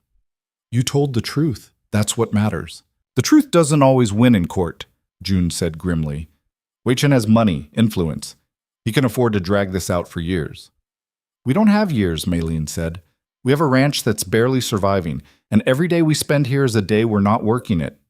Then we trust the judge, Morrison said. Stone has a reputation for seeing through manipulation. If anyone can recognize Wei Chen for what he is, it's her. They ate a silent lunch at a nearby restaurant. Ethan had no appetite, but he forced down food anyway. Maylin barely touched hers. When they returned to the courtroom, Wei Chen was already seated, looking calm and confident. That confidence made Ethan's stomach turn. Judge Stone entered and everyone stood. When they sat again, she looked at both legal teams. Closing arguments. Mr. Morrison, you first. Morrison stood and approached the bench. Your Honor, this case is about one fundamental question. Does a woman have the right to choose her own future, or is she property to be bought and sold? The Chen family wants this court to believe that Maylin Zhou is a criminal, that her marriage to Ethan Cole is a fraud. But the evidence tells a different story. It tells of a young woman who fled a life of certain abuse, who found a man willing to give her what the Chen family never would: respect, partnership, choice. The marriage between Ethan and Maylin Cole is legal, it's real, and it deserves protection under law. He sat down. Webb stood. Your Honor, opposing counsel wants to make this about romance and freedom. But law isn't about feelings. It's about contracts, about obligations, about consequences. Miss Zhou signed documents. She accepted money. She agreed to marry Wei Chen. Then she changed her mind and ran, taking money that wasn't hers. That's theft, plain and simple. The marriage to Mr. Cole, entered into after she'd already committed fraud, cannot be used to escape the legal consequences of her actions. We ask that the court nullify the marriage, order Miss Zhou's return to California to face charges, and award damages to the Chen family for their losses. He sat. The courtroom was silent. Judge Stone looked at the papers in front of her for a long moment. Then she looked at Maylin. Mrs. Cole, would you stand, please? Maylin stood, her face pale but composed. I've presided over a lot of cases in my career, Judge Stone said. Divorces, property disputes, contract violations. But this case is unusual because it requires me to balance competing legal principles. On one hand, there's the sanctity of contracts and agreements. On the other hand, there's the fundamental right of a person, any person, to safety and self-determination. She paused, and Ethan could barely breathe. Mr. Webb has argued that your marriage to Mr. Cole is invalid because it was entered into while you were under obligation to the Chen family. But I find that argument fundamentally flawed. The obligation Mr. Webb references was not entered into by you, Mrs. Cole. It was entered into by your father, on your behalf, without your meaningful consent.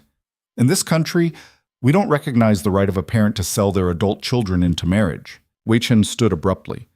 Your Honor, that's not— Sit down, Mr. Chen. Judge Stone's voice was ice. I'm not finished. Wei Chen sat, his face dark with anger. Furthermore, the judge continued, the evidence presented by Mr. Morrison, including the correspondence obtained by Mr. Lee, paints a disturbing picture of the Chen family's business practices.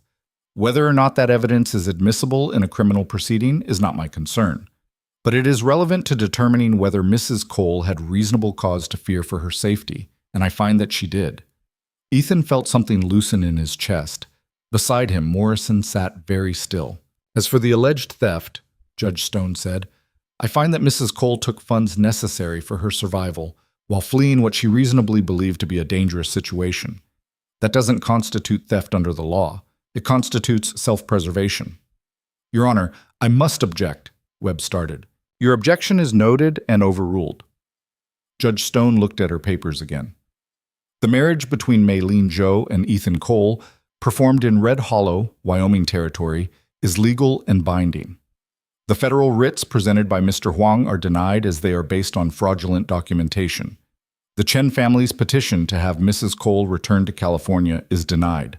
This court finds no basis for any criminal charges. The courtroom erupted. Wei Chen was on his feet shouting in Chinese. His lawyers were trying to calm him down while simultaneously objecting to the ruling. Webb was demanding appeals, reconsideration, anything to reverse the decision. Judge Stone's gavel came down repeatedly. Order! I will have order! Slowly the chaos subsided. Wei Chen was still standing, his chest heaving, his face twisted with rage. Mr. Chen, Judge Stone said quietly, I suggest you leave this courtroom before I hold you in contempt. Your business here is finished. This isn't over, Wei Chen said. His English was perfect now, no trace of accent, all pretense dropped. You think one judge's ruling protects her? You think that scar-faced rancher can keep her safe? He looked directly at Ethan. I will make you watch while I take everything from you. Your ranch, your reputation, and finally, her. You will beg me to end it, and I will refuse. That's enough, Judge Stone was standing now. Bailiff, remove Mr. Chen from this courtroom. He's held in contempt. 3 days in jail. The bailiff moved forward, but Wei Chen's bodyguard stepped between them. For a moment, Ethan thought it was going to turn into a brawl right there in the courtroom. Then Wei Chen laughed. It was a cold, empty sound. No need for dramatics, he said. I'm leaving, but this isn't over, not even close. He turned and walked out, his entourage following. The threat hung in the air like smoke. Judge Stone sat down heavily. Mr. and Mrs. Cole, you're free to go. I'm filing a copy of this ruling with the territorial government and the federal court. That should prevent any further legal harassment. Thank you, Your Honor, Morrison said. Outside the courthouse, Ethan pulled Maylin into his arms. She was shaking, with relief or fear or both, he couldn't tell. It's over, he said into her hair. We won. No. Her voice was muffled against his chest. You heard him. He's not going to stop. Let him try. We'll be ready. Morrison joined them, looking less celebratory than Ethan expected. We won the legal battle, but Wei Chen made his intentions clear. We need to take his threats seriously. What can he do? Ethan asked. Judge ruled in our favor. He can hire men to make your life hell. Burn your crops, kill your livestock, or worse. Morrison's expression was grim. Men like Wei Chen don't accept defeat. They see it as a temporary setback. June had come out behind Morrison. He's right. Wei Chen will retaliate. It's not a question of if, but when and how. So what do we do? Maylin asked. We go home, Ethan said. We prepare, and we protect what's ours. The train ride back to Wyoming felt longer than the journey out. Ethan spent most of it watching the landscape roll by, thinking about Wei Chen's threats, about the violence in the man's eyes. Maylene sat beside him, her hand in his, not speaking much. The victory they'd won felt hollow in the face of what was coming. When they finally reached Red Hollow, it was late evening. Morrison had sent a telegram ahead, so half the town was waiting at the station to hear the news. Well? Morton called out as they stepped down from the train. How'd it go? We won, Ethan said. A cheer went up. People crowded around, asking questions, offering congratulations.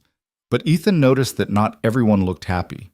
Virgil Crane stood at the back of the crowd, his expression sour. Hastings the banker looked nervous. They made their way through the well-wishers to where their wagon was waiting. Sullivan had brought it into town for them. The horses fed and rested. Good to have you back, Sullivan said. Ranch is fine. Checked on it this morning. Thanks. Ethan shook his hand. They loaded their few belongings and headed out of town.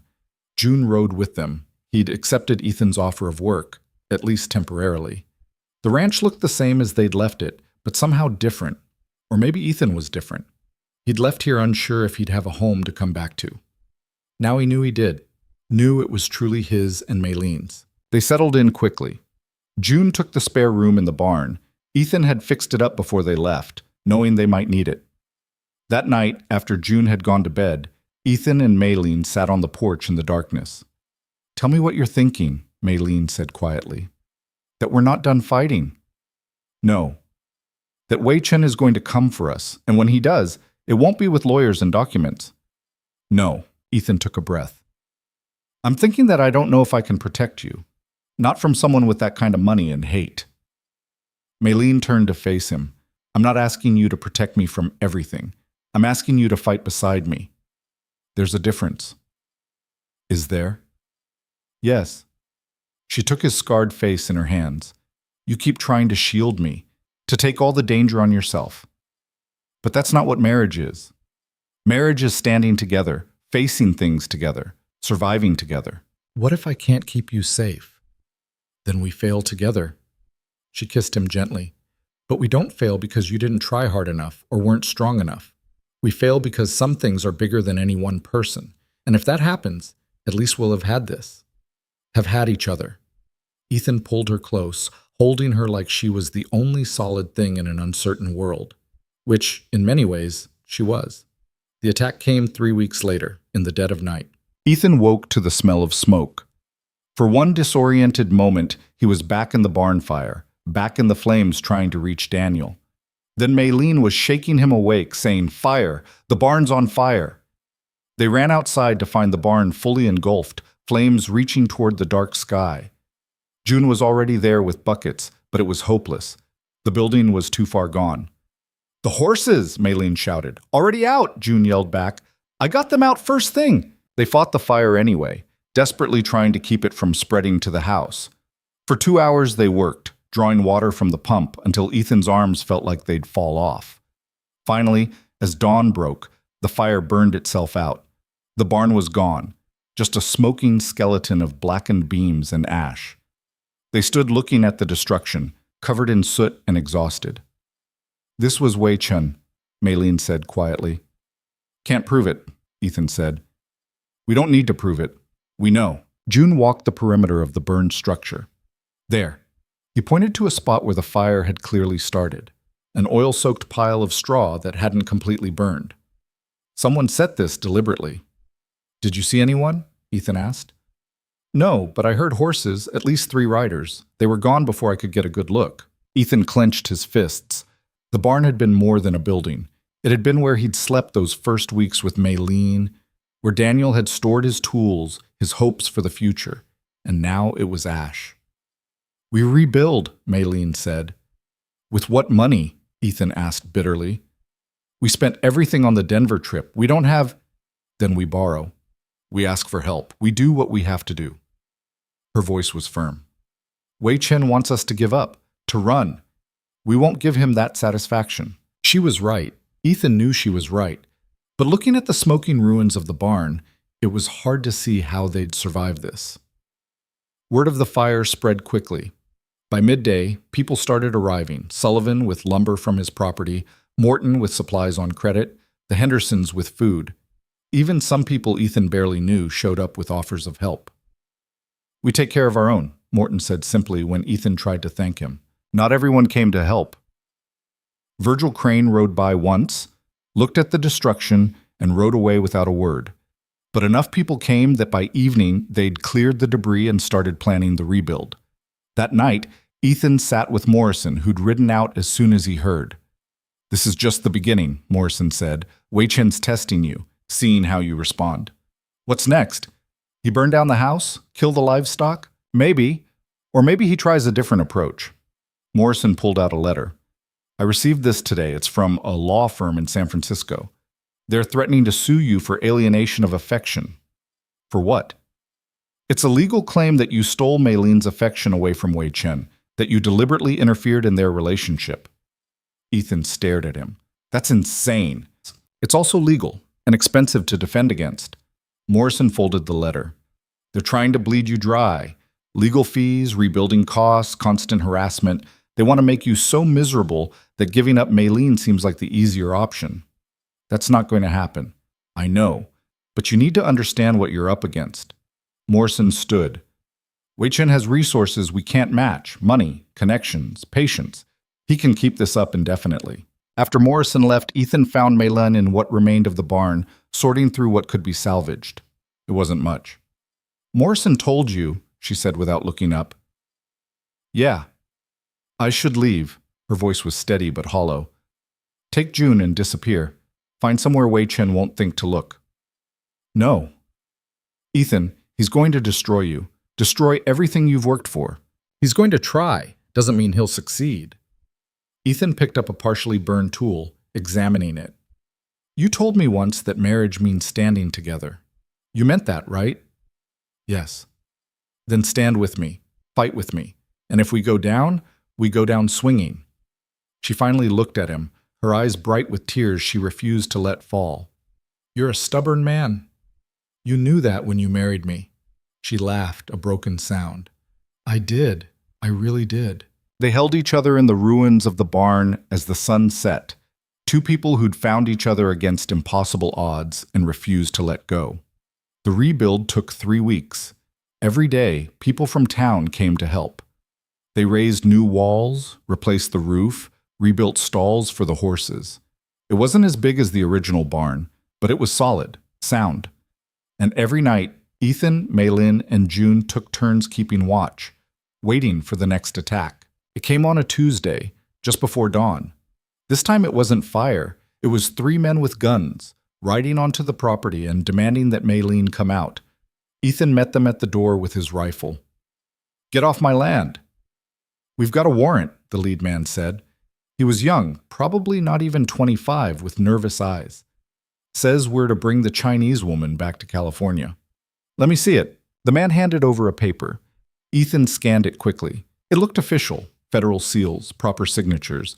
But after everything they'd been through, he trusted nothing. "This warrant's fake," he said. "It's real."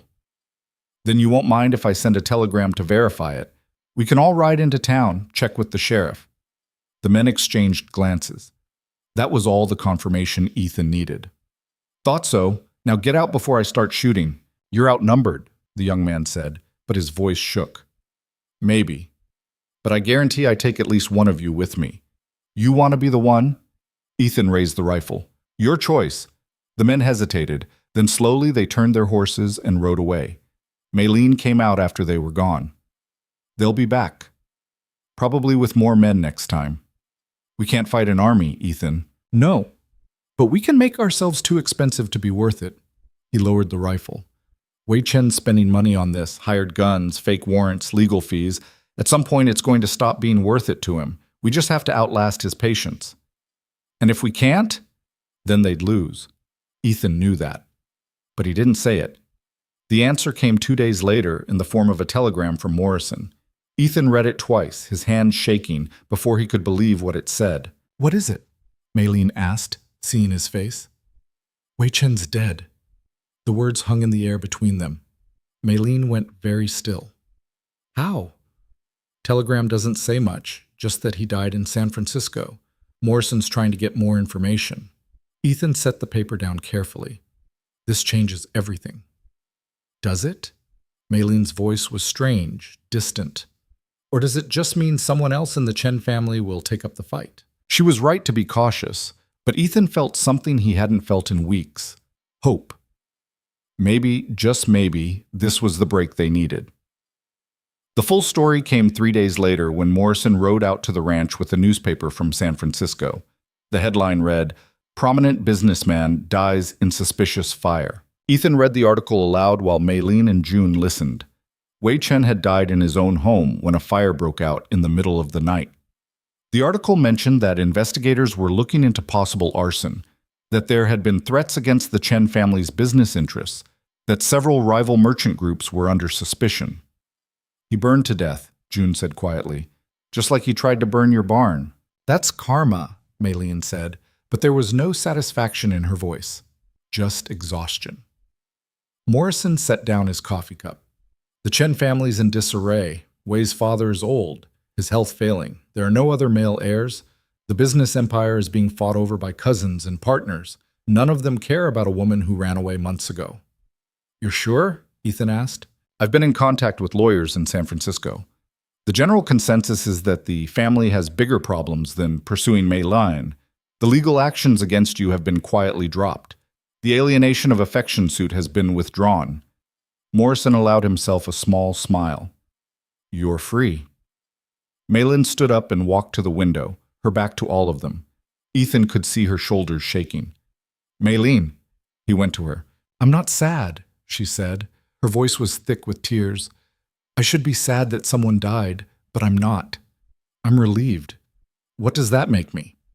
"Human," Ethan said simply. He pulled her close. "It makes you human." She turned in his arms and buried her face in his chest, and for the first time since the fire, she let herself cry. Great, heaving sobs that came from somewhere deep. Ethan held her through all of it, not saying anything, just being there. When she finally pulled back, her eyes were red and swollen. "I'm sorry." "Don't be. I should be stronger than this." "You are strong, but even strong people need to break sometimes." He wiped tears from her cheeks with his thumb. "It's been a hell of a few months," she laughed wetly.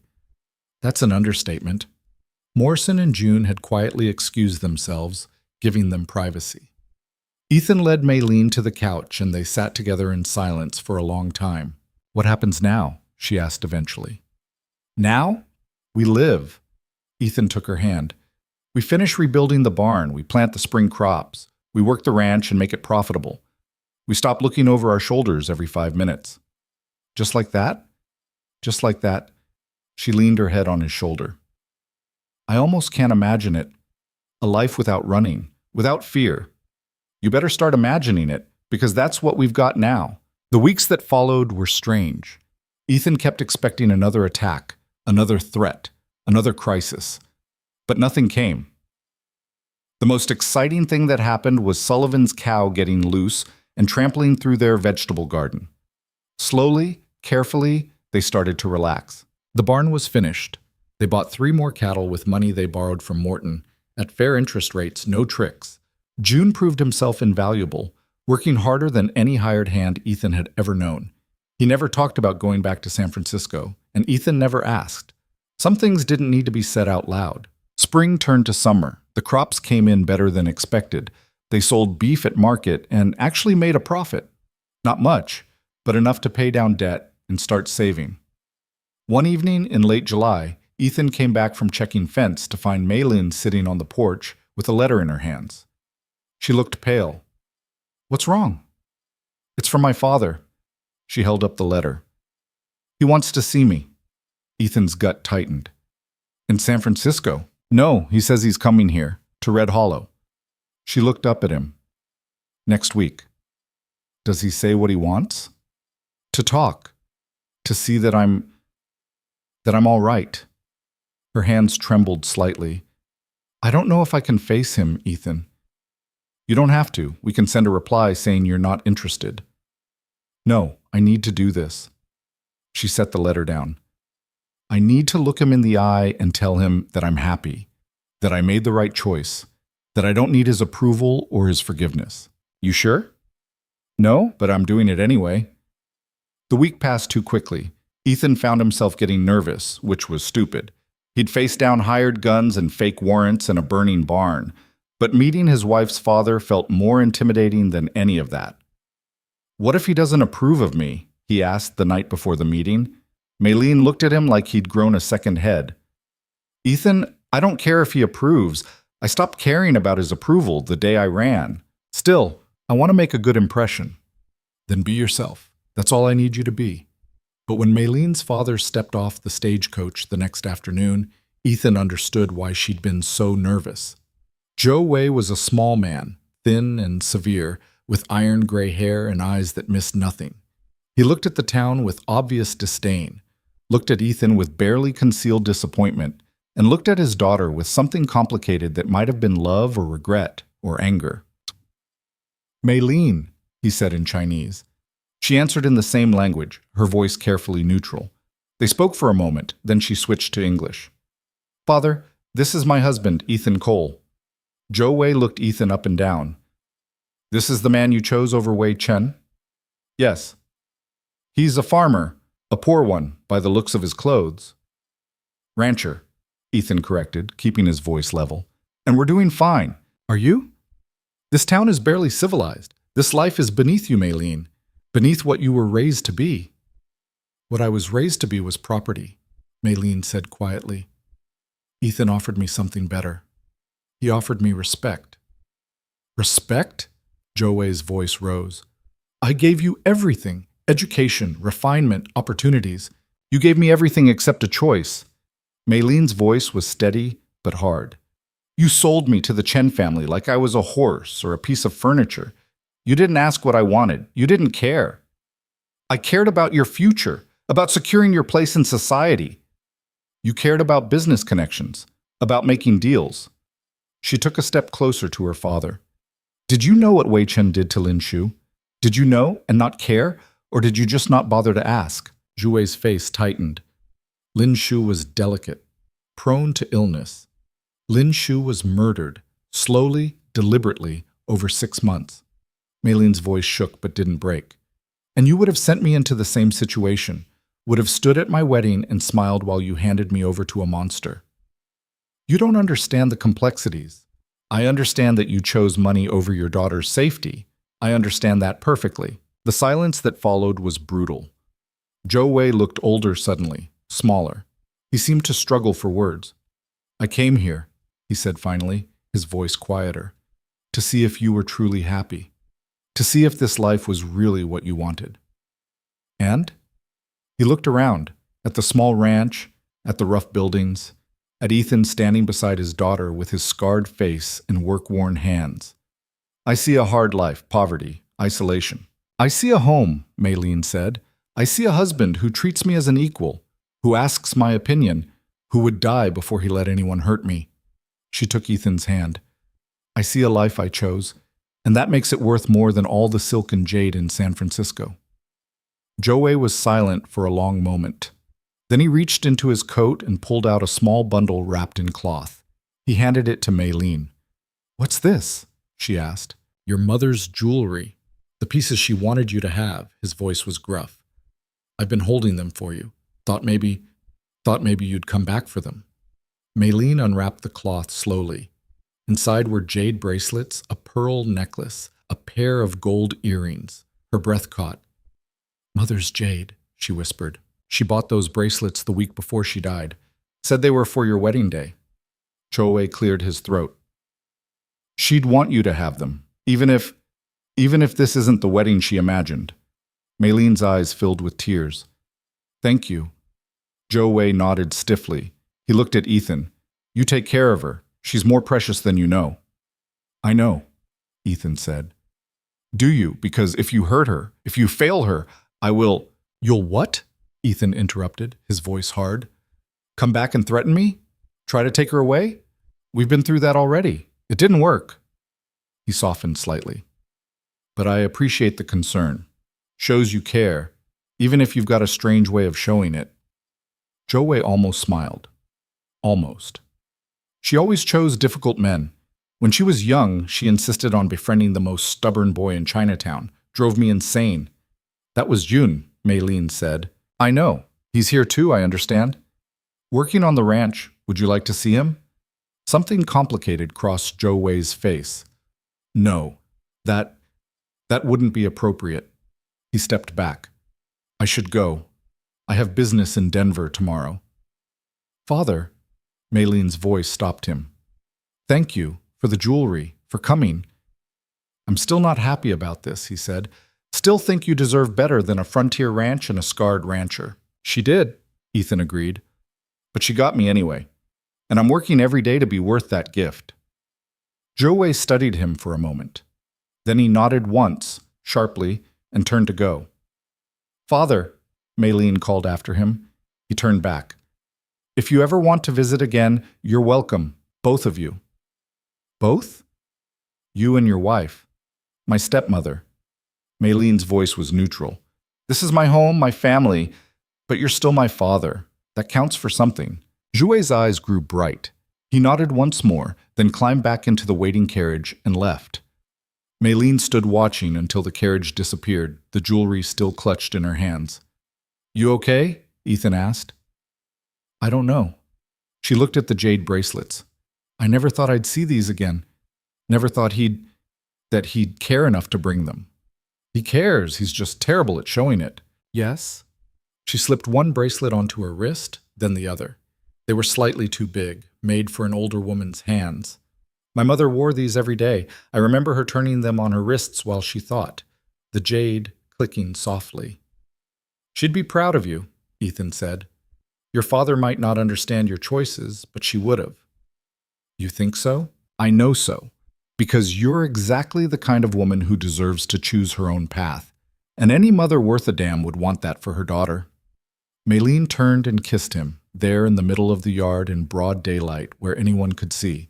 When they broke apart, she was smiling. I love you, Ethan Cole. Love you too. June came around the side of the house, saw them, and grinned. Did I miss the father-in-law meeting? You did, Maylene said. Probably for the best. That bad? No, actually it was good. Hard, but good. She held up her arm, showing the bracelets. He brought me my mother's jewelry. June's expression softened. I remember those. She used to let you try them on when you were little. I'd forgotten that. They stood together for a moment, the three of them, bound by shared history and shared struggle. Then June clapped his hands together. Well, since we're not dealing with angry fathers or hired guns today, anyone want to help me finish that fence on the north pasture? Yeah, Ethan said. Let's get to it. Work was the answer to everything out here. Work and time and the slow accumulation of better days. The summer passed into fall. The cattle fattened on good grass. The vegetable garden produced more than they could eat. So Maylene started preserving and canning, filling the cellar with jars of food for winter. June proved he could do carpentry, so they started building a second bedroom onto the house. Ethan's injured hand, the one he'd broken hitting Virgil Crane, healed wrong and ached when it rained, but it worked well enough for ranch labor. In September, Maylene missed her monthly cycle. She didn't say anything at first, waiting to be sure. But Ethan noticed her being more careful, noticed her hand drifting to her stomach when she thought no one was watching. Maylene, he said one evening after dinner. Are you pregnant? She looked up from the mending in her lap. I think so. It's early yet. Too early to be certain. How do you feel about that? Terrified, she said honestly. I don't know how to be a mother. I don't know if I'll be any good at it. You'll be great at it. How do you know? Because you're great at everything you try. Because you're patient and strong and you don't give up. He moved to sit beside her. And because I'll be right there with you, probably making a mess of things, but trying. She laughed. You really think we can do this? Raise a child out here? My parents raised 2 boys on a farm with less than we've got. It can be done. What if? She stopped, struggling with the words. What if I'm like my father? What if I make the same mistakes he did? You won't. You don't know that. Yeah, I do. Because you've already proven you're different. You chose freedom over security. You chose love over duty. You chose a hard life because it was yours. He took her hand. Those aren't the choices your father would make. They're your choices. And they're good ones. She leaned against him, letting him hold her weight. I'm scared. Me too. Really? Hell yes. I'm scared I'll drop the baby. Scared I won't know what to do when it cries. Scared I'll be a terrible father like mine was. He kissed the top of her head. But we'll figure it out together.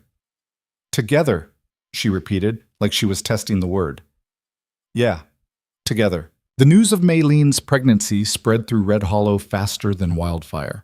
Mrs. Henderson showed up with advice and baby clothes her own children had outgrown. Morton's wife brought over a cradle her grandfather had made decades ago. Even people who'd been cool to them before started warming up. There was something about a baby coming that made people soften. Virgil Crane remained an exception. He still glared whenever he saw them in town, still made comments just loud enough to be heard. But his power in Red Hollow had diminished. People had seen him refuse to help rebuild the barn, had seen him side with outsiders over neighbors, and they remembered. Winter came hard that year. Snow piled up 3 feet deep in places. The wind howled through gaps in the walls. But the house held. The new room was finished just in time. June had worked double time to get it done before the worst weather hit. On a particularly cold night in January, Ethan woke to find Maylene standing at the window, watching snowfall. "Can't sleep?" he asked. "Baby's kicking, keeps waking me up." He got up and joined her, wrapping a blanket around both of them. "Is that normal?" "I think so. Mrs. Henderson says her babies were all active at night." Maylene placed his hand on her swollen belly. "Feel that?" He felt a small thump against his palm and jumped. That's our baby." "Yes." "It's real," he said, wonder in his voice. "I mean, I knew it was real, but feeling it makes it real." She smiled. "Wait until you see how real it is in a few months." "February, right?" "That's when you're due." "Late February, early March. Assuming this baby follows the normal schedule." Another kick. "Though this one doesn't seem interested in following anyone's schedule." They stood together at the window, watching snow fall over their land, feeling their baby move between them. It was a moment of such perfect peace that Ethan wanted to hold on to it forever. But time kept moving, and February arrived with brutal cold. Maylene grew larger, more uncomfortable. She couldn't ride anymore, could barely walk some days. But she refused to stop working entirely. She still cooked, still mended, still managed the household accounts. "You should rest more," Ethan told her for the 100th time. "I'll rest when the baby comes," she said, also for the 100th time. "That's when you'll have less time to rest." "Then I'll rest when the baby's grown." "That's 20 years from now." "Sounds about right." He couldn't argue with her, never could. The baby came on March 3rd, in the middle of a snowstorm. Mrs. Henderson had warned them this might happen. Babies had their own timing, didn't care about weather or convenience. Ethan sent June racing to town through the snow to fetch the midwife, then paced the kitchen while Maylene's breathing grew shorter and sharper in the bedroom. "Ethan," she called out, "stop pacing. You're making me nervous." "I'm nervous. You're the one having a baby." "I'm aware." Another sharp breath. "Just come sit with me, please." He went to the bedroom, took her hand. She gripped it so hard he thought bones might break, but he didn't complain. "Tell me something," she said between contractions. "Tell me about when you and Daniel first came to Wyoming." So he talked.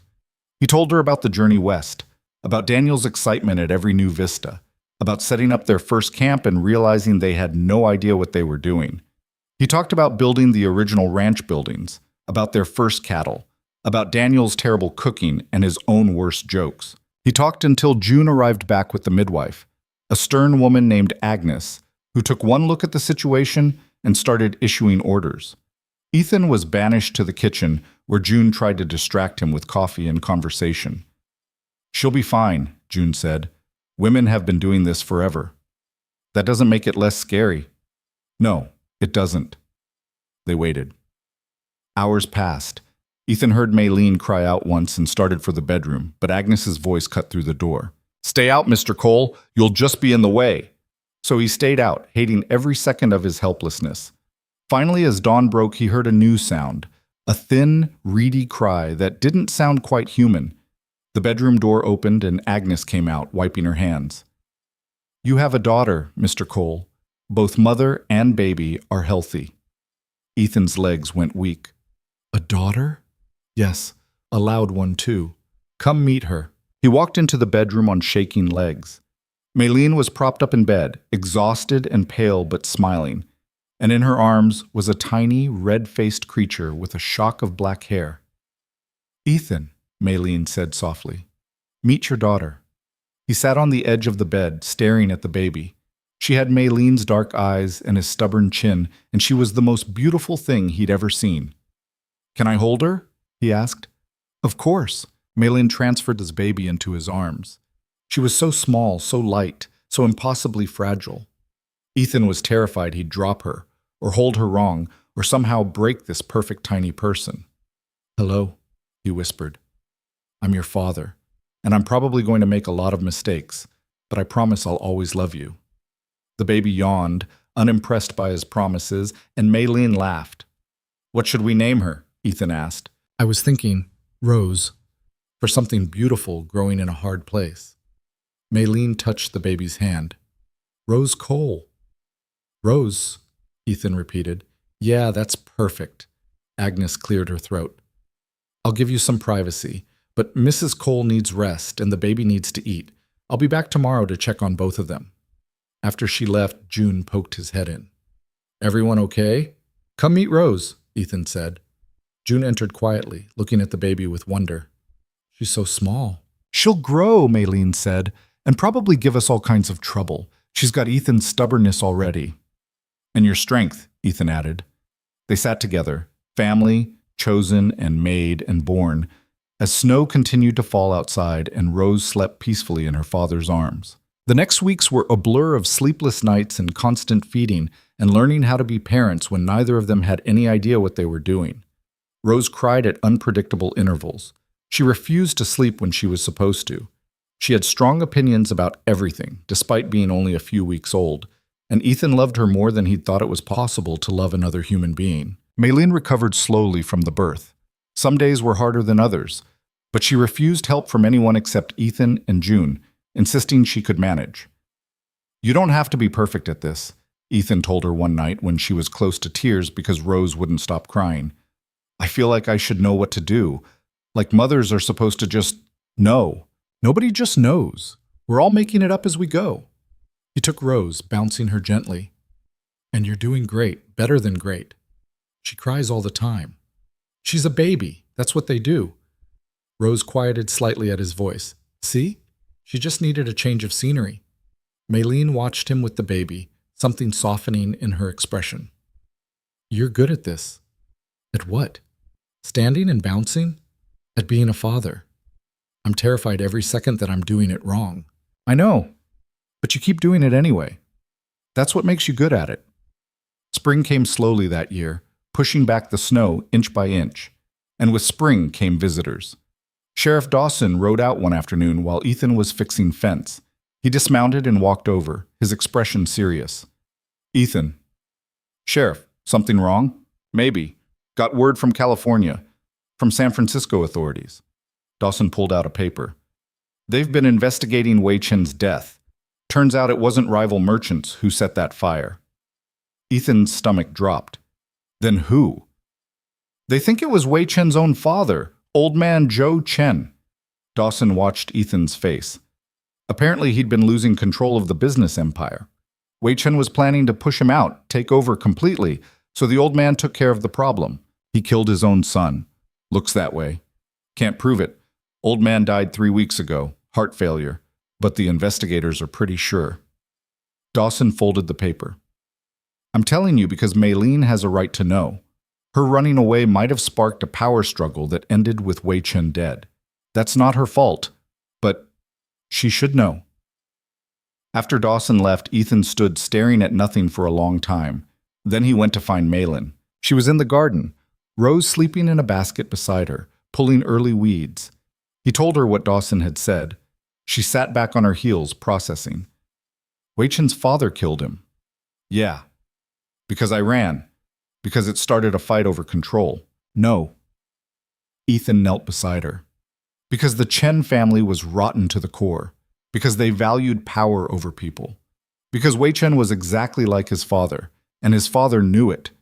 He took her hand. "You didn't cause this. They did it to themselves.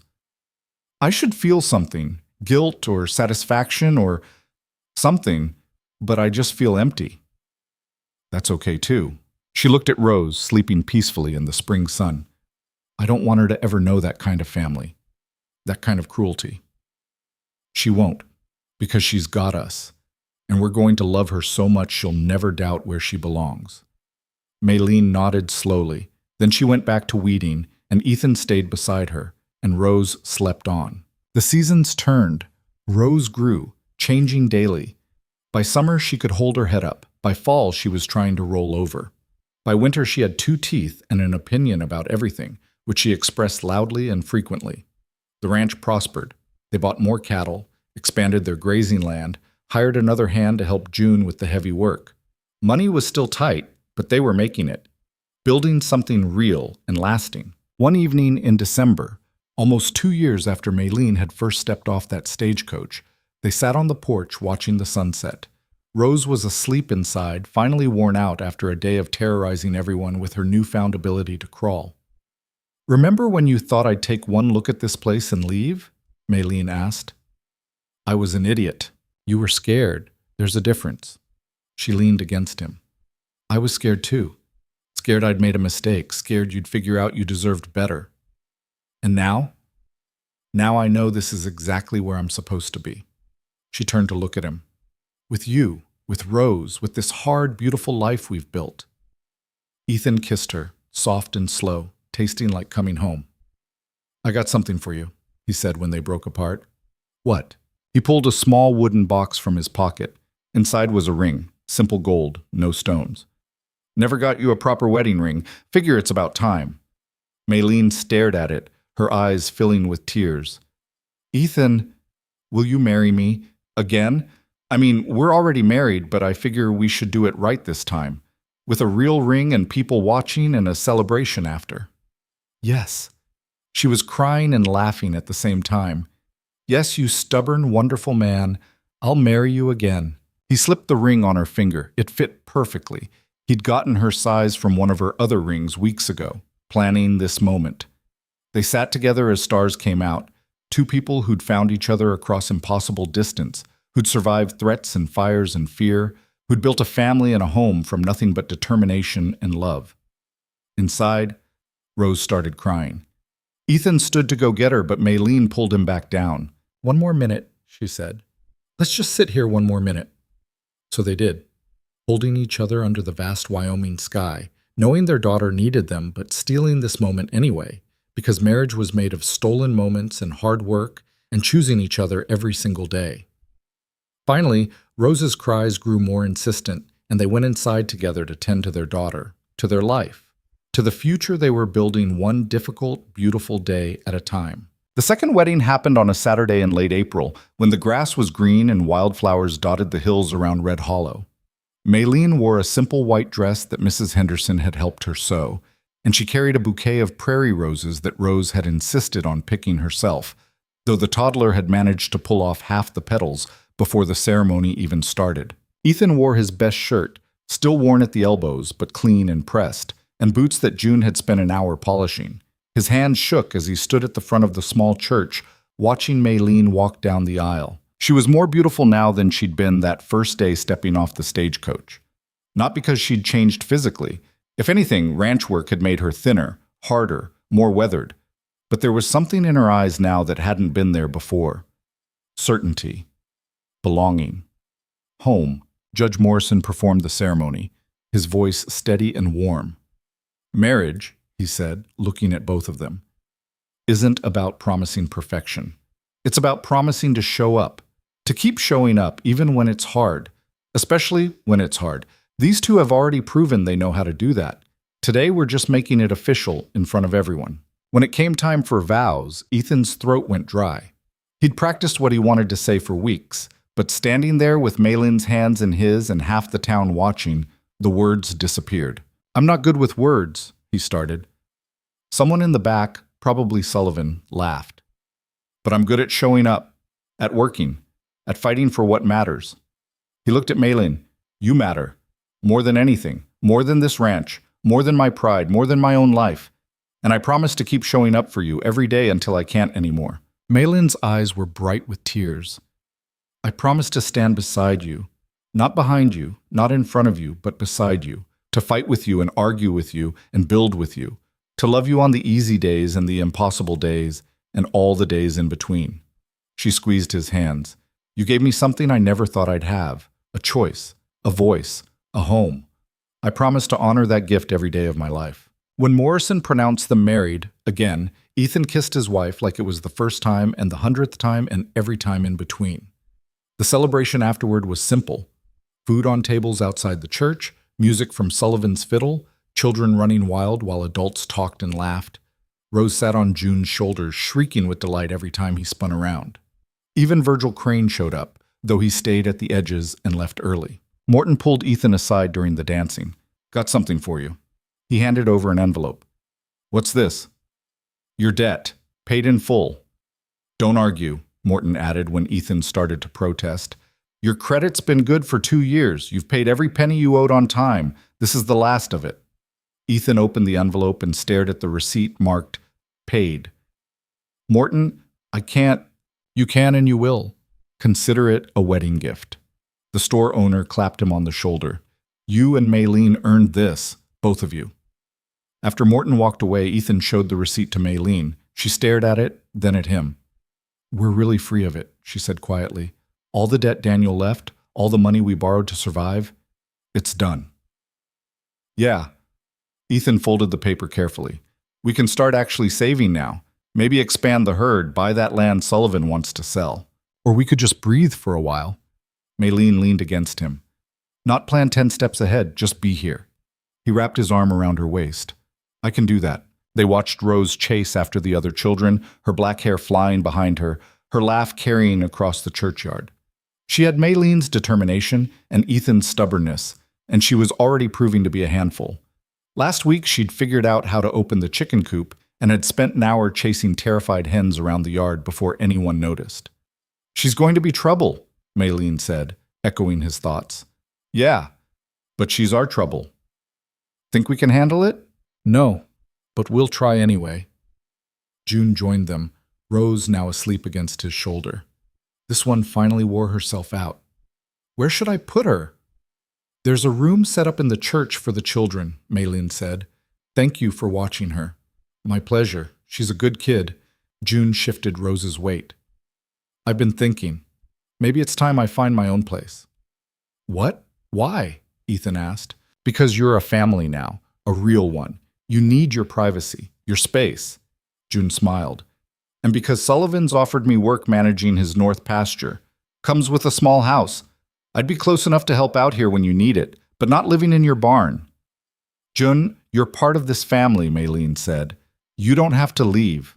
"I know I don't have to. I want to. It's time." He looked between them. "You two took me in when I had nothing, gave me work and safety and friendship, but I need to build my own life now, figure out who I am outside of being someone who pines for something he can't have." The honesty in those last words hit hard. Maylene's face softened. "You deserve happiness, June," she said quietly. "Real happiness. Not settling for crumbs. I know, I'm working on it." He adjusted Rose on his shoulder. "There's a woman in town, the teacher. We've been talking." "Margaret Wilson." Maylene's eyebrows rose. "June, that's wonderful." "It's early, might not go anywhere, but I figure I should at least try." He grinned. "She likes that I can read and write in 2 languages. Says it's impressive." "It is impressive," Ethan said. "And if you're sure about moving out, we'll help. But you're still family, June. That doesn't change." "I know." June's voice was thick. "I'll go put this little one down. Try not to miss me too much when I'm gone." After he left, Ethan and Maylene stood together watching the celebration continue around them. "Things are changing," Maylene said. "Yeah." "Are you okay with that?" Ethan thought about it. 2 years ago, change had terrified him, had meant loss and grief, and watching everything he'd built fall apart. But now change meant growth, meant June finding his own path, meant Rose getting bigger and louder and more herself every day, meant the ranch expanding, thriving, becoming more than Daniel had ever dreamed it could be. "Yeah," he said, "I'm okay with it." The months that followed proved him right. June moved to Sullivan's north pasture and threw himself into the work with the same dedication he'd shown at the Cole Ranch. His courtship with Margaret progressed slowly, carefully, but anyone could see they were falling for each other. Rose turned 2 and became even more of a force of nature. She learned to climb, which meant nothing was safe anymore. She learned to say no, which she used approximately 80 times a day. And she learned that if she cried, June would usually sneak her cookies, which she exploited ruthlessly. The ranch continued to grow. They bought Sullivan's land when he decided to retire, doubling their grazing space. They hired 2 more hands, young men from town looking for steady work. Ethan taught them the same way Daniel had taught him, with patience and practical demonstration and the understanding that mistakes were part of learning. One afternoon in early summer, Ethan was working on the new barn.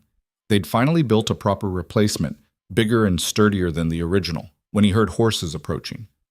He looked up to see a Chinese woman riding toward the ranch, followed by a wagon loaded with luggage. His first instinct was alarm. But then he recognized the woman, Maylene's stepmother, whom he'd met briefly when Joe Wei visited. Maylene came out of the house, wiping her hands on her apron. She stopped when she saw who it was. "Mrs. Joe," she said carefully. The woman dismounted with surprising grace for someone in her 50s. "Maylene, I apologize for arriving unannounced." "What are you doing here?" "I've left San Francisco, left my husband's house." She said it calmly, like she was discussing the weather. "I understand you know something about running away from situations that no longer serve you." Maylene stared at her. "You left my father?" "I did. After Wei's death, after the Chen family collapsed, your father became difficult, angry. He blamed himself for what happened, and he took that anger out on everyone around him." She looked around the ranch. "When I remembered you were here, building a life for yourself, I thought perhaps there might be room for one more refugee." "This isn't a refugee camp." "No, it's a home. I can see that." The woman's composure cracked slightly. "I'm not asking for charity. I have some money. I can work. I'm skilled in household management, in—" "Stop." Maylene held up a hand.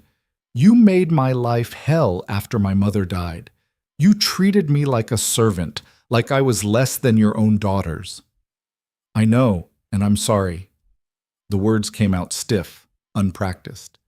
"I was protecting my girls, making sure they had the best opportunities. And you were competition. I was 12. I know, that's not an excuse, it's just what I told myself to justify my behavior." She met Maylene's eyes. "I'm not asking you to forgive me. I'm asking you to let me stay. For a little while. Until I figure out where I go from here." Ethan had come over during this conversation, standing behind Maylene in silent support. She glanced back at him. "What do you think?" she asked. "It's your call," he said. "But we've got room, and everyone deserves a second chance." Maylene looked at her stepmother for a long moment. "You'll work. No special treatment. You'll help with the cooking, the cleaning, the garden, whatever needs doing. Of course. And you'll tell me the truth about my father, about what happened after I left, about everything. I will. And if you treat me or anyone in this household with disrespect, you're out. Immediately." Her stepmother nodded. "Understood. All right then." Maylene's voice was cautious, but not cold. "You can stay in the spare room. Dinner's at 6. Don't be late." Over the following weeks, Maylene's stepmother, who insisted they call her by her given name, Lynn, proved herself surprisingly useful. She could cook dishes Maylene had half forgotten from her childhood. She could sew and mend with expert precision. And she was patient with Rose, who'd taken an immediate liking to this new grandmother figure. But more than that, Lynn started talking about Joe Wei's descent into bitterness after Maylene left, about how the failure to control his daughter had damaged his reputation in the community, about how he had driven away friends and business partners with his anger until Lynn had nothing left to stay for. "He loved you," Lynn said one evening while she and Maylene were preparing dinner. "In his own terrible way, he loved you. He just didn't know how to show it except through control." "That's not love," Maylene said. "That's ownership." "I know, but for him, they were the same thing." Lynn chopped vegetables with practiced efficiency. "When I left, he didn't fight it, just looked at me and said, 'You're just like her,' meaning you, like it was a curse." "Maybe it is, to men like him." "Maybe." Lynn set down her knife. "I'm sorry, Maylene, for how I treated you, for not protecting you when I should have. You deserved better." Maylene was quiet for a moment. "We can't change the past, but we can choose what we do with now." Is that your way of saying you forgive me? It's my way of saying I'm willing to try, to see if we can build something better than what we had. Lynn smiled, tentative but real. I'd like that. That fall, Virgil Crane's ranch failed. Years of bad management and worse decisions had finally caught up with him. The bank foreclosed, and Crane left Red Hollow without a word to anyone, bitter and broken. Ethan felt no satisfaction in it, just a kind of sad recognition that some people destroyed themselves through their own choices, and there was nothing anyone could do to stop them. The town bought Crane's land in a collective purchase, dividing it among several smaller ranchers who'd been looking to expand. Ethan bought a small piece, just enough to round out his property lines and give them access to a year-round creek. We're landowners now, Malin said, looking at the deed. Real, established landowners. Feels strange, doesn't it? Everything about this life feels strange and perfect. She folded the deed carefully. Who would have thought? A Chinese woman and a scarred rancher building an empire in Wyoming. I wouldn't call it an empire. No? What would you call it? Ethan looked out the window at their land. The house they'd expanded, the barn they'd rebuilt, the fences they'd mended 100 times, the cattle grazing peacefully. Home. I'd call it home. Rose turned 3 that winter. She was talking in full sentences now, asking impossible questions and demanding answers to mysteries of the universe that Ethan had no idea how to explain. Why is the sky blue? She asked one morning at breakfast. Because that's the color it decided to be, Ethan said. But why? I don't know, sweetheart. You're supposed to know everything. You're Papa. Nobody knows everything. Rose considered this, her small face serious, then, Mama knows everything. Maylene laughed from across the table. I definitely don't. You know more than Papa. That's not saying much, Ethan muttered, and Maylene threw a biscuit at him. These were the moments Ethan treasured most. Not the grand victories or dramatic conflicts, but the small, ordinary moments of family. Rose's sticky hands on his face. Maylene's laugh when she thought no one was watching. Lynn humming old songs while she worked in the garden. June stopping by for dinner and ending up staying half the night, talking about everything and nothing. This was what he'd been fighting for all along. Not just survival, but a life worth living. In the spring, June and Margaret got married. It was a small ceremony, just family and close friends. Rose was the flower girl and took her duties very seriously, solemnly dropping petals one at a time down the aisle. After the ceremony, June pulled Ethan aside. Thank you. For what? For giving me a place to land when I had nowhere else to go. For showing me what a real marriage looks like. He glanced at Margaret, who was laughing with Maylin. For teaching me that the heart can heal if you give it time and good people. You did the hard work yourself, June. We just gave you space to do it. Still, I'm grateful. June's expression grew more serious. I heard from San Francisco. My family wants to reconcile. They've asked me to visit. Are you going to? I don't know. Part of me wants to. Part of me never wants to see that city again. He shook his head. Margaret says I should at least write back. Make contact. See if reconciliation is possible. She's probably right, but it's your choice. Everything's a choice out here, isn't it? June smiled. That's what I love about this place. Back in San Francisco, my whole life was decided for me. Here, I get to choose. Later that night, after the celebration ended and Rose was finally asleep, Ethan and Maylin lay in bed talking. June's family wants him back, Maylin said. Yeah, he told me. Do you think he'll go? Maybe to visit, but he'll come back. His life is here now. Maylin was quiet for a moment. My father died last month. Ethan turned to look at her. What? When did you find out? Lynn got a letter this week. She's been deciding whether to tell me. Maylene's voice was steady. Heart failure, quick, apparently. He didn't suffer. I'm sorry. I'm not sure what I feel. Sad, maybe. Relieved. Guilty for feeling relieved. She turned to face him. He never apologized, never acknowledged what he did wrong, just died. And now I'll never have that conversation with him. Maybe you didn't need it from him. Maybe you just needed it from yourself. What do you mean? I mean, maybe forgiveness isn't something you get from the person who wronged you. Maybe it's something you give yourself so you can move on. Ethan touched her face gently. You've built a good life, Maylene. a life he couldn't control or diminish. That's its own kind of resolution. She kissed him, soft and grateful. When did you get so wise? I'm not wise. I'm just good at surviving. Same thing sometimes. The years continued to turn, bringing changes both small and large. Rose started school, where she terrorized her teachers with her endless questions and made friends with every child who'd sit still long enough to listen to her stories. Lynn opened a small business in town, teaching Chinese cooking and selling preserves she made from Maylene's recipes.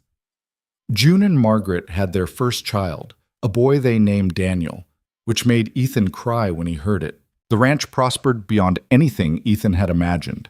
They had 40 head of cattle now, 2 hired hands who'd become friends, and enough saved that they could survive a bad year without losing everything. Red Hollow grew too.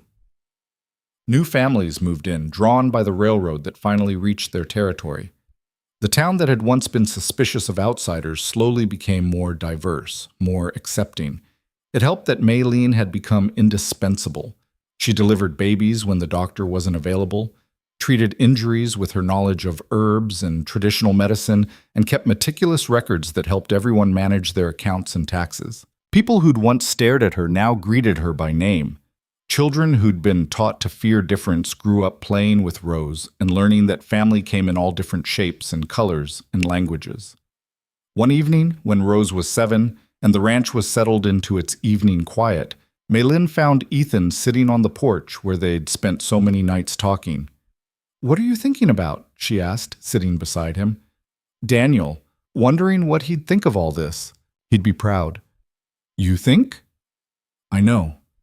You took his dream and made it real, made it bigger than he probably imagined." She leaned against him. "You honored his memory by building something that lasts." Ethan looked out at the land, their land, in the fading light. "I spent so long thinking I'd failed him, that I should have saved him from that fire, that his death was somehow my fault. And now? Now I think maybe the best way to honor someone isn't to save them. It's to keep living, to take what they gave you and build on it." He took Maylene's hand. "You taught me that. You and Rose and June and everyone who showed up when we needed help. You taught me that survival isn't enough. You have to live." "Speaking of living," Maylene said, a smile in her voice, "I have news." Something in her tone made him turn to look at her. "What kind of news?" "The kind where you're going to be a father again." For a moment, Ethan couldn't breathe. Then he pulled her into his arms, holding her tight. "Are you sure?" "Very sure. Due in late winter, early spring." "Rose is going to lose her mind." "She's going to be insufferable," Maylene agreed. "She's already informed me several times that she wants a sister." "What if it's a boy?" "Then we'll have one of each, and our house will never be quiet again." Ethan laughed, the sound full of joy and fear and hope all mixed together. "I love you. I love you too." They sat together as stars came out, talking about names and nurseries and how to tell Rose without her exploding from excitement. And somewhere in the middle of that conversation, Ethan realized something. He was happy.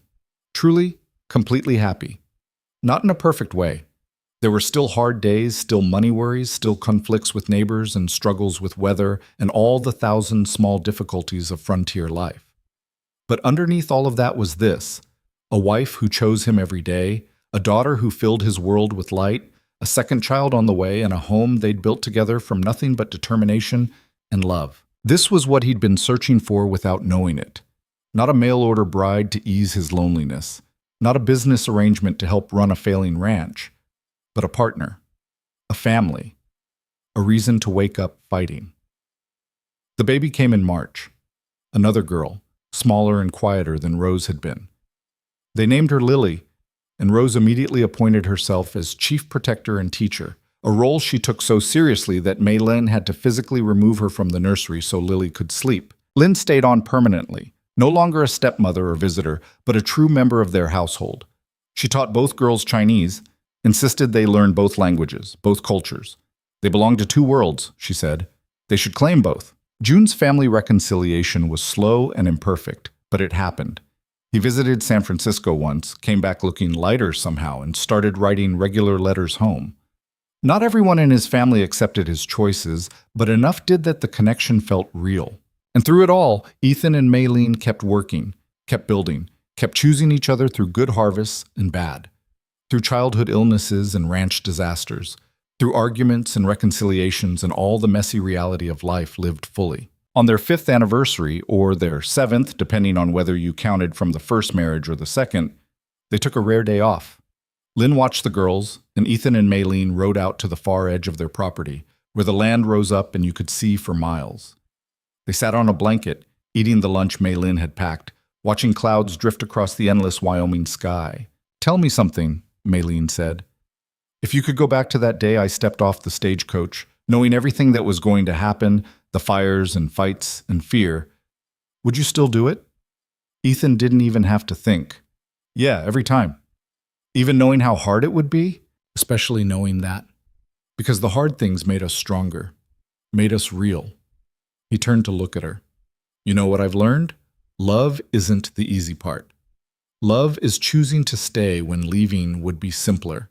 It's fighting together instead of fighting each other. It's building something bigger than either of you could build alone." "That's very wise. I have my moments." He pulled her close. "I love you, Maylene Cole. I love that you didn't flinch when you saw this place. I love that you work harder than any 3 men I know. I love that you're teaching our daughters to be strong and stubborn and to never let anyone tell them who they should be." "I love you too," she said. "I love that you gave me a choice when no one else would. I love that you fight for what matters and let go of what doesn't. I love that you're teaching our daughters that men can be gentle and strong at the same time." They kissed there on the hilltop, 2 people who'd found each other across impossible distance and decided to stay. When they rode back to the ranch that evening, Rose was waiting on the porch, holding Lily in her lap with Lynn hovering nearby. "You're late," Rose announced. "We were worried." "We're 20 minutes late," Ethan said, swinging down from his horse. "That's very late. Anything could have happened. Bears or wolves or we could have just enjoyed the sunset," Maylene interrupted, kissing both girls on the head. "Which is exactly what we did." "That's boring," Rose declared.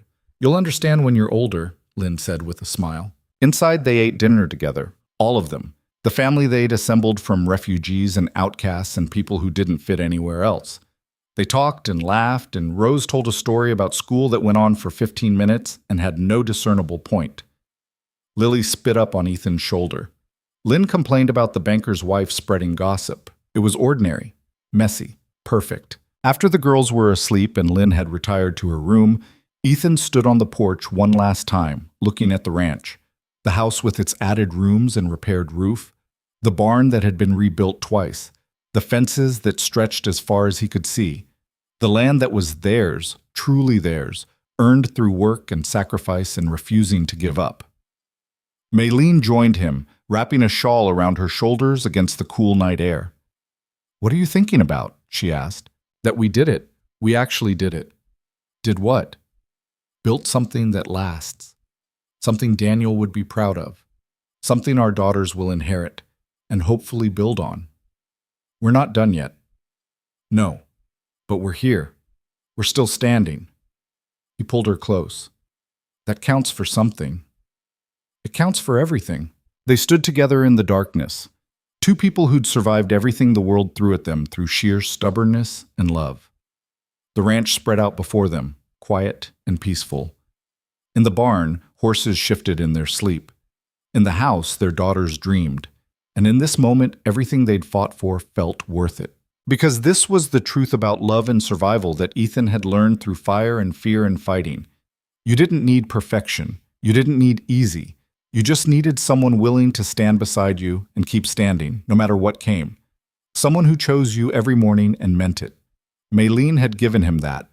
And in return, he'd given her freedom, partnership, and a home where she could be entirely herself. It wasn't the life either of them had planned, but it was the life they'd built together, piece by difficult piece, and it was enough. More than enough. It was everything. Years later, when Rose and Lily were grown and building their own lives, when June's children were working the expanded ranch alongside their cousins, when Red Hollow had become a thriving town that barely remembered the days when a Chinese woman stepping off a stagecoach could stop traffic, Ethan and Maylene would sit on that same porch, holding hands, watching the sunset. And they'd remember that first meeting, That first impossible choice, that first moment of deciding to stay instead of run. They'd remember the fires and fights and fear. They'd remember the victories and defeats. They'd remember every hard choice and difficult morning and moment when giving up seemed easier than going on. But most of all, they'd remember choosing each other again and again and again. Because that's what love was. Not the fairy tale, but the choice. Not the destination, but the journey. Not the perfect ending, but the messy, beautiful, difficult reality of two imperfect people deciding every single day that together was better than apart. And when Ethan finally died, years later, old and content, surrounded by children and grandchildren, and a wife who'd stood beside him through everything, his last thought was simple. Worth it. All of it. Every single hard, beautiful moment. Worth it.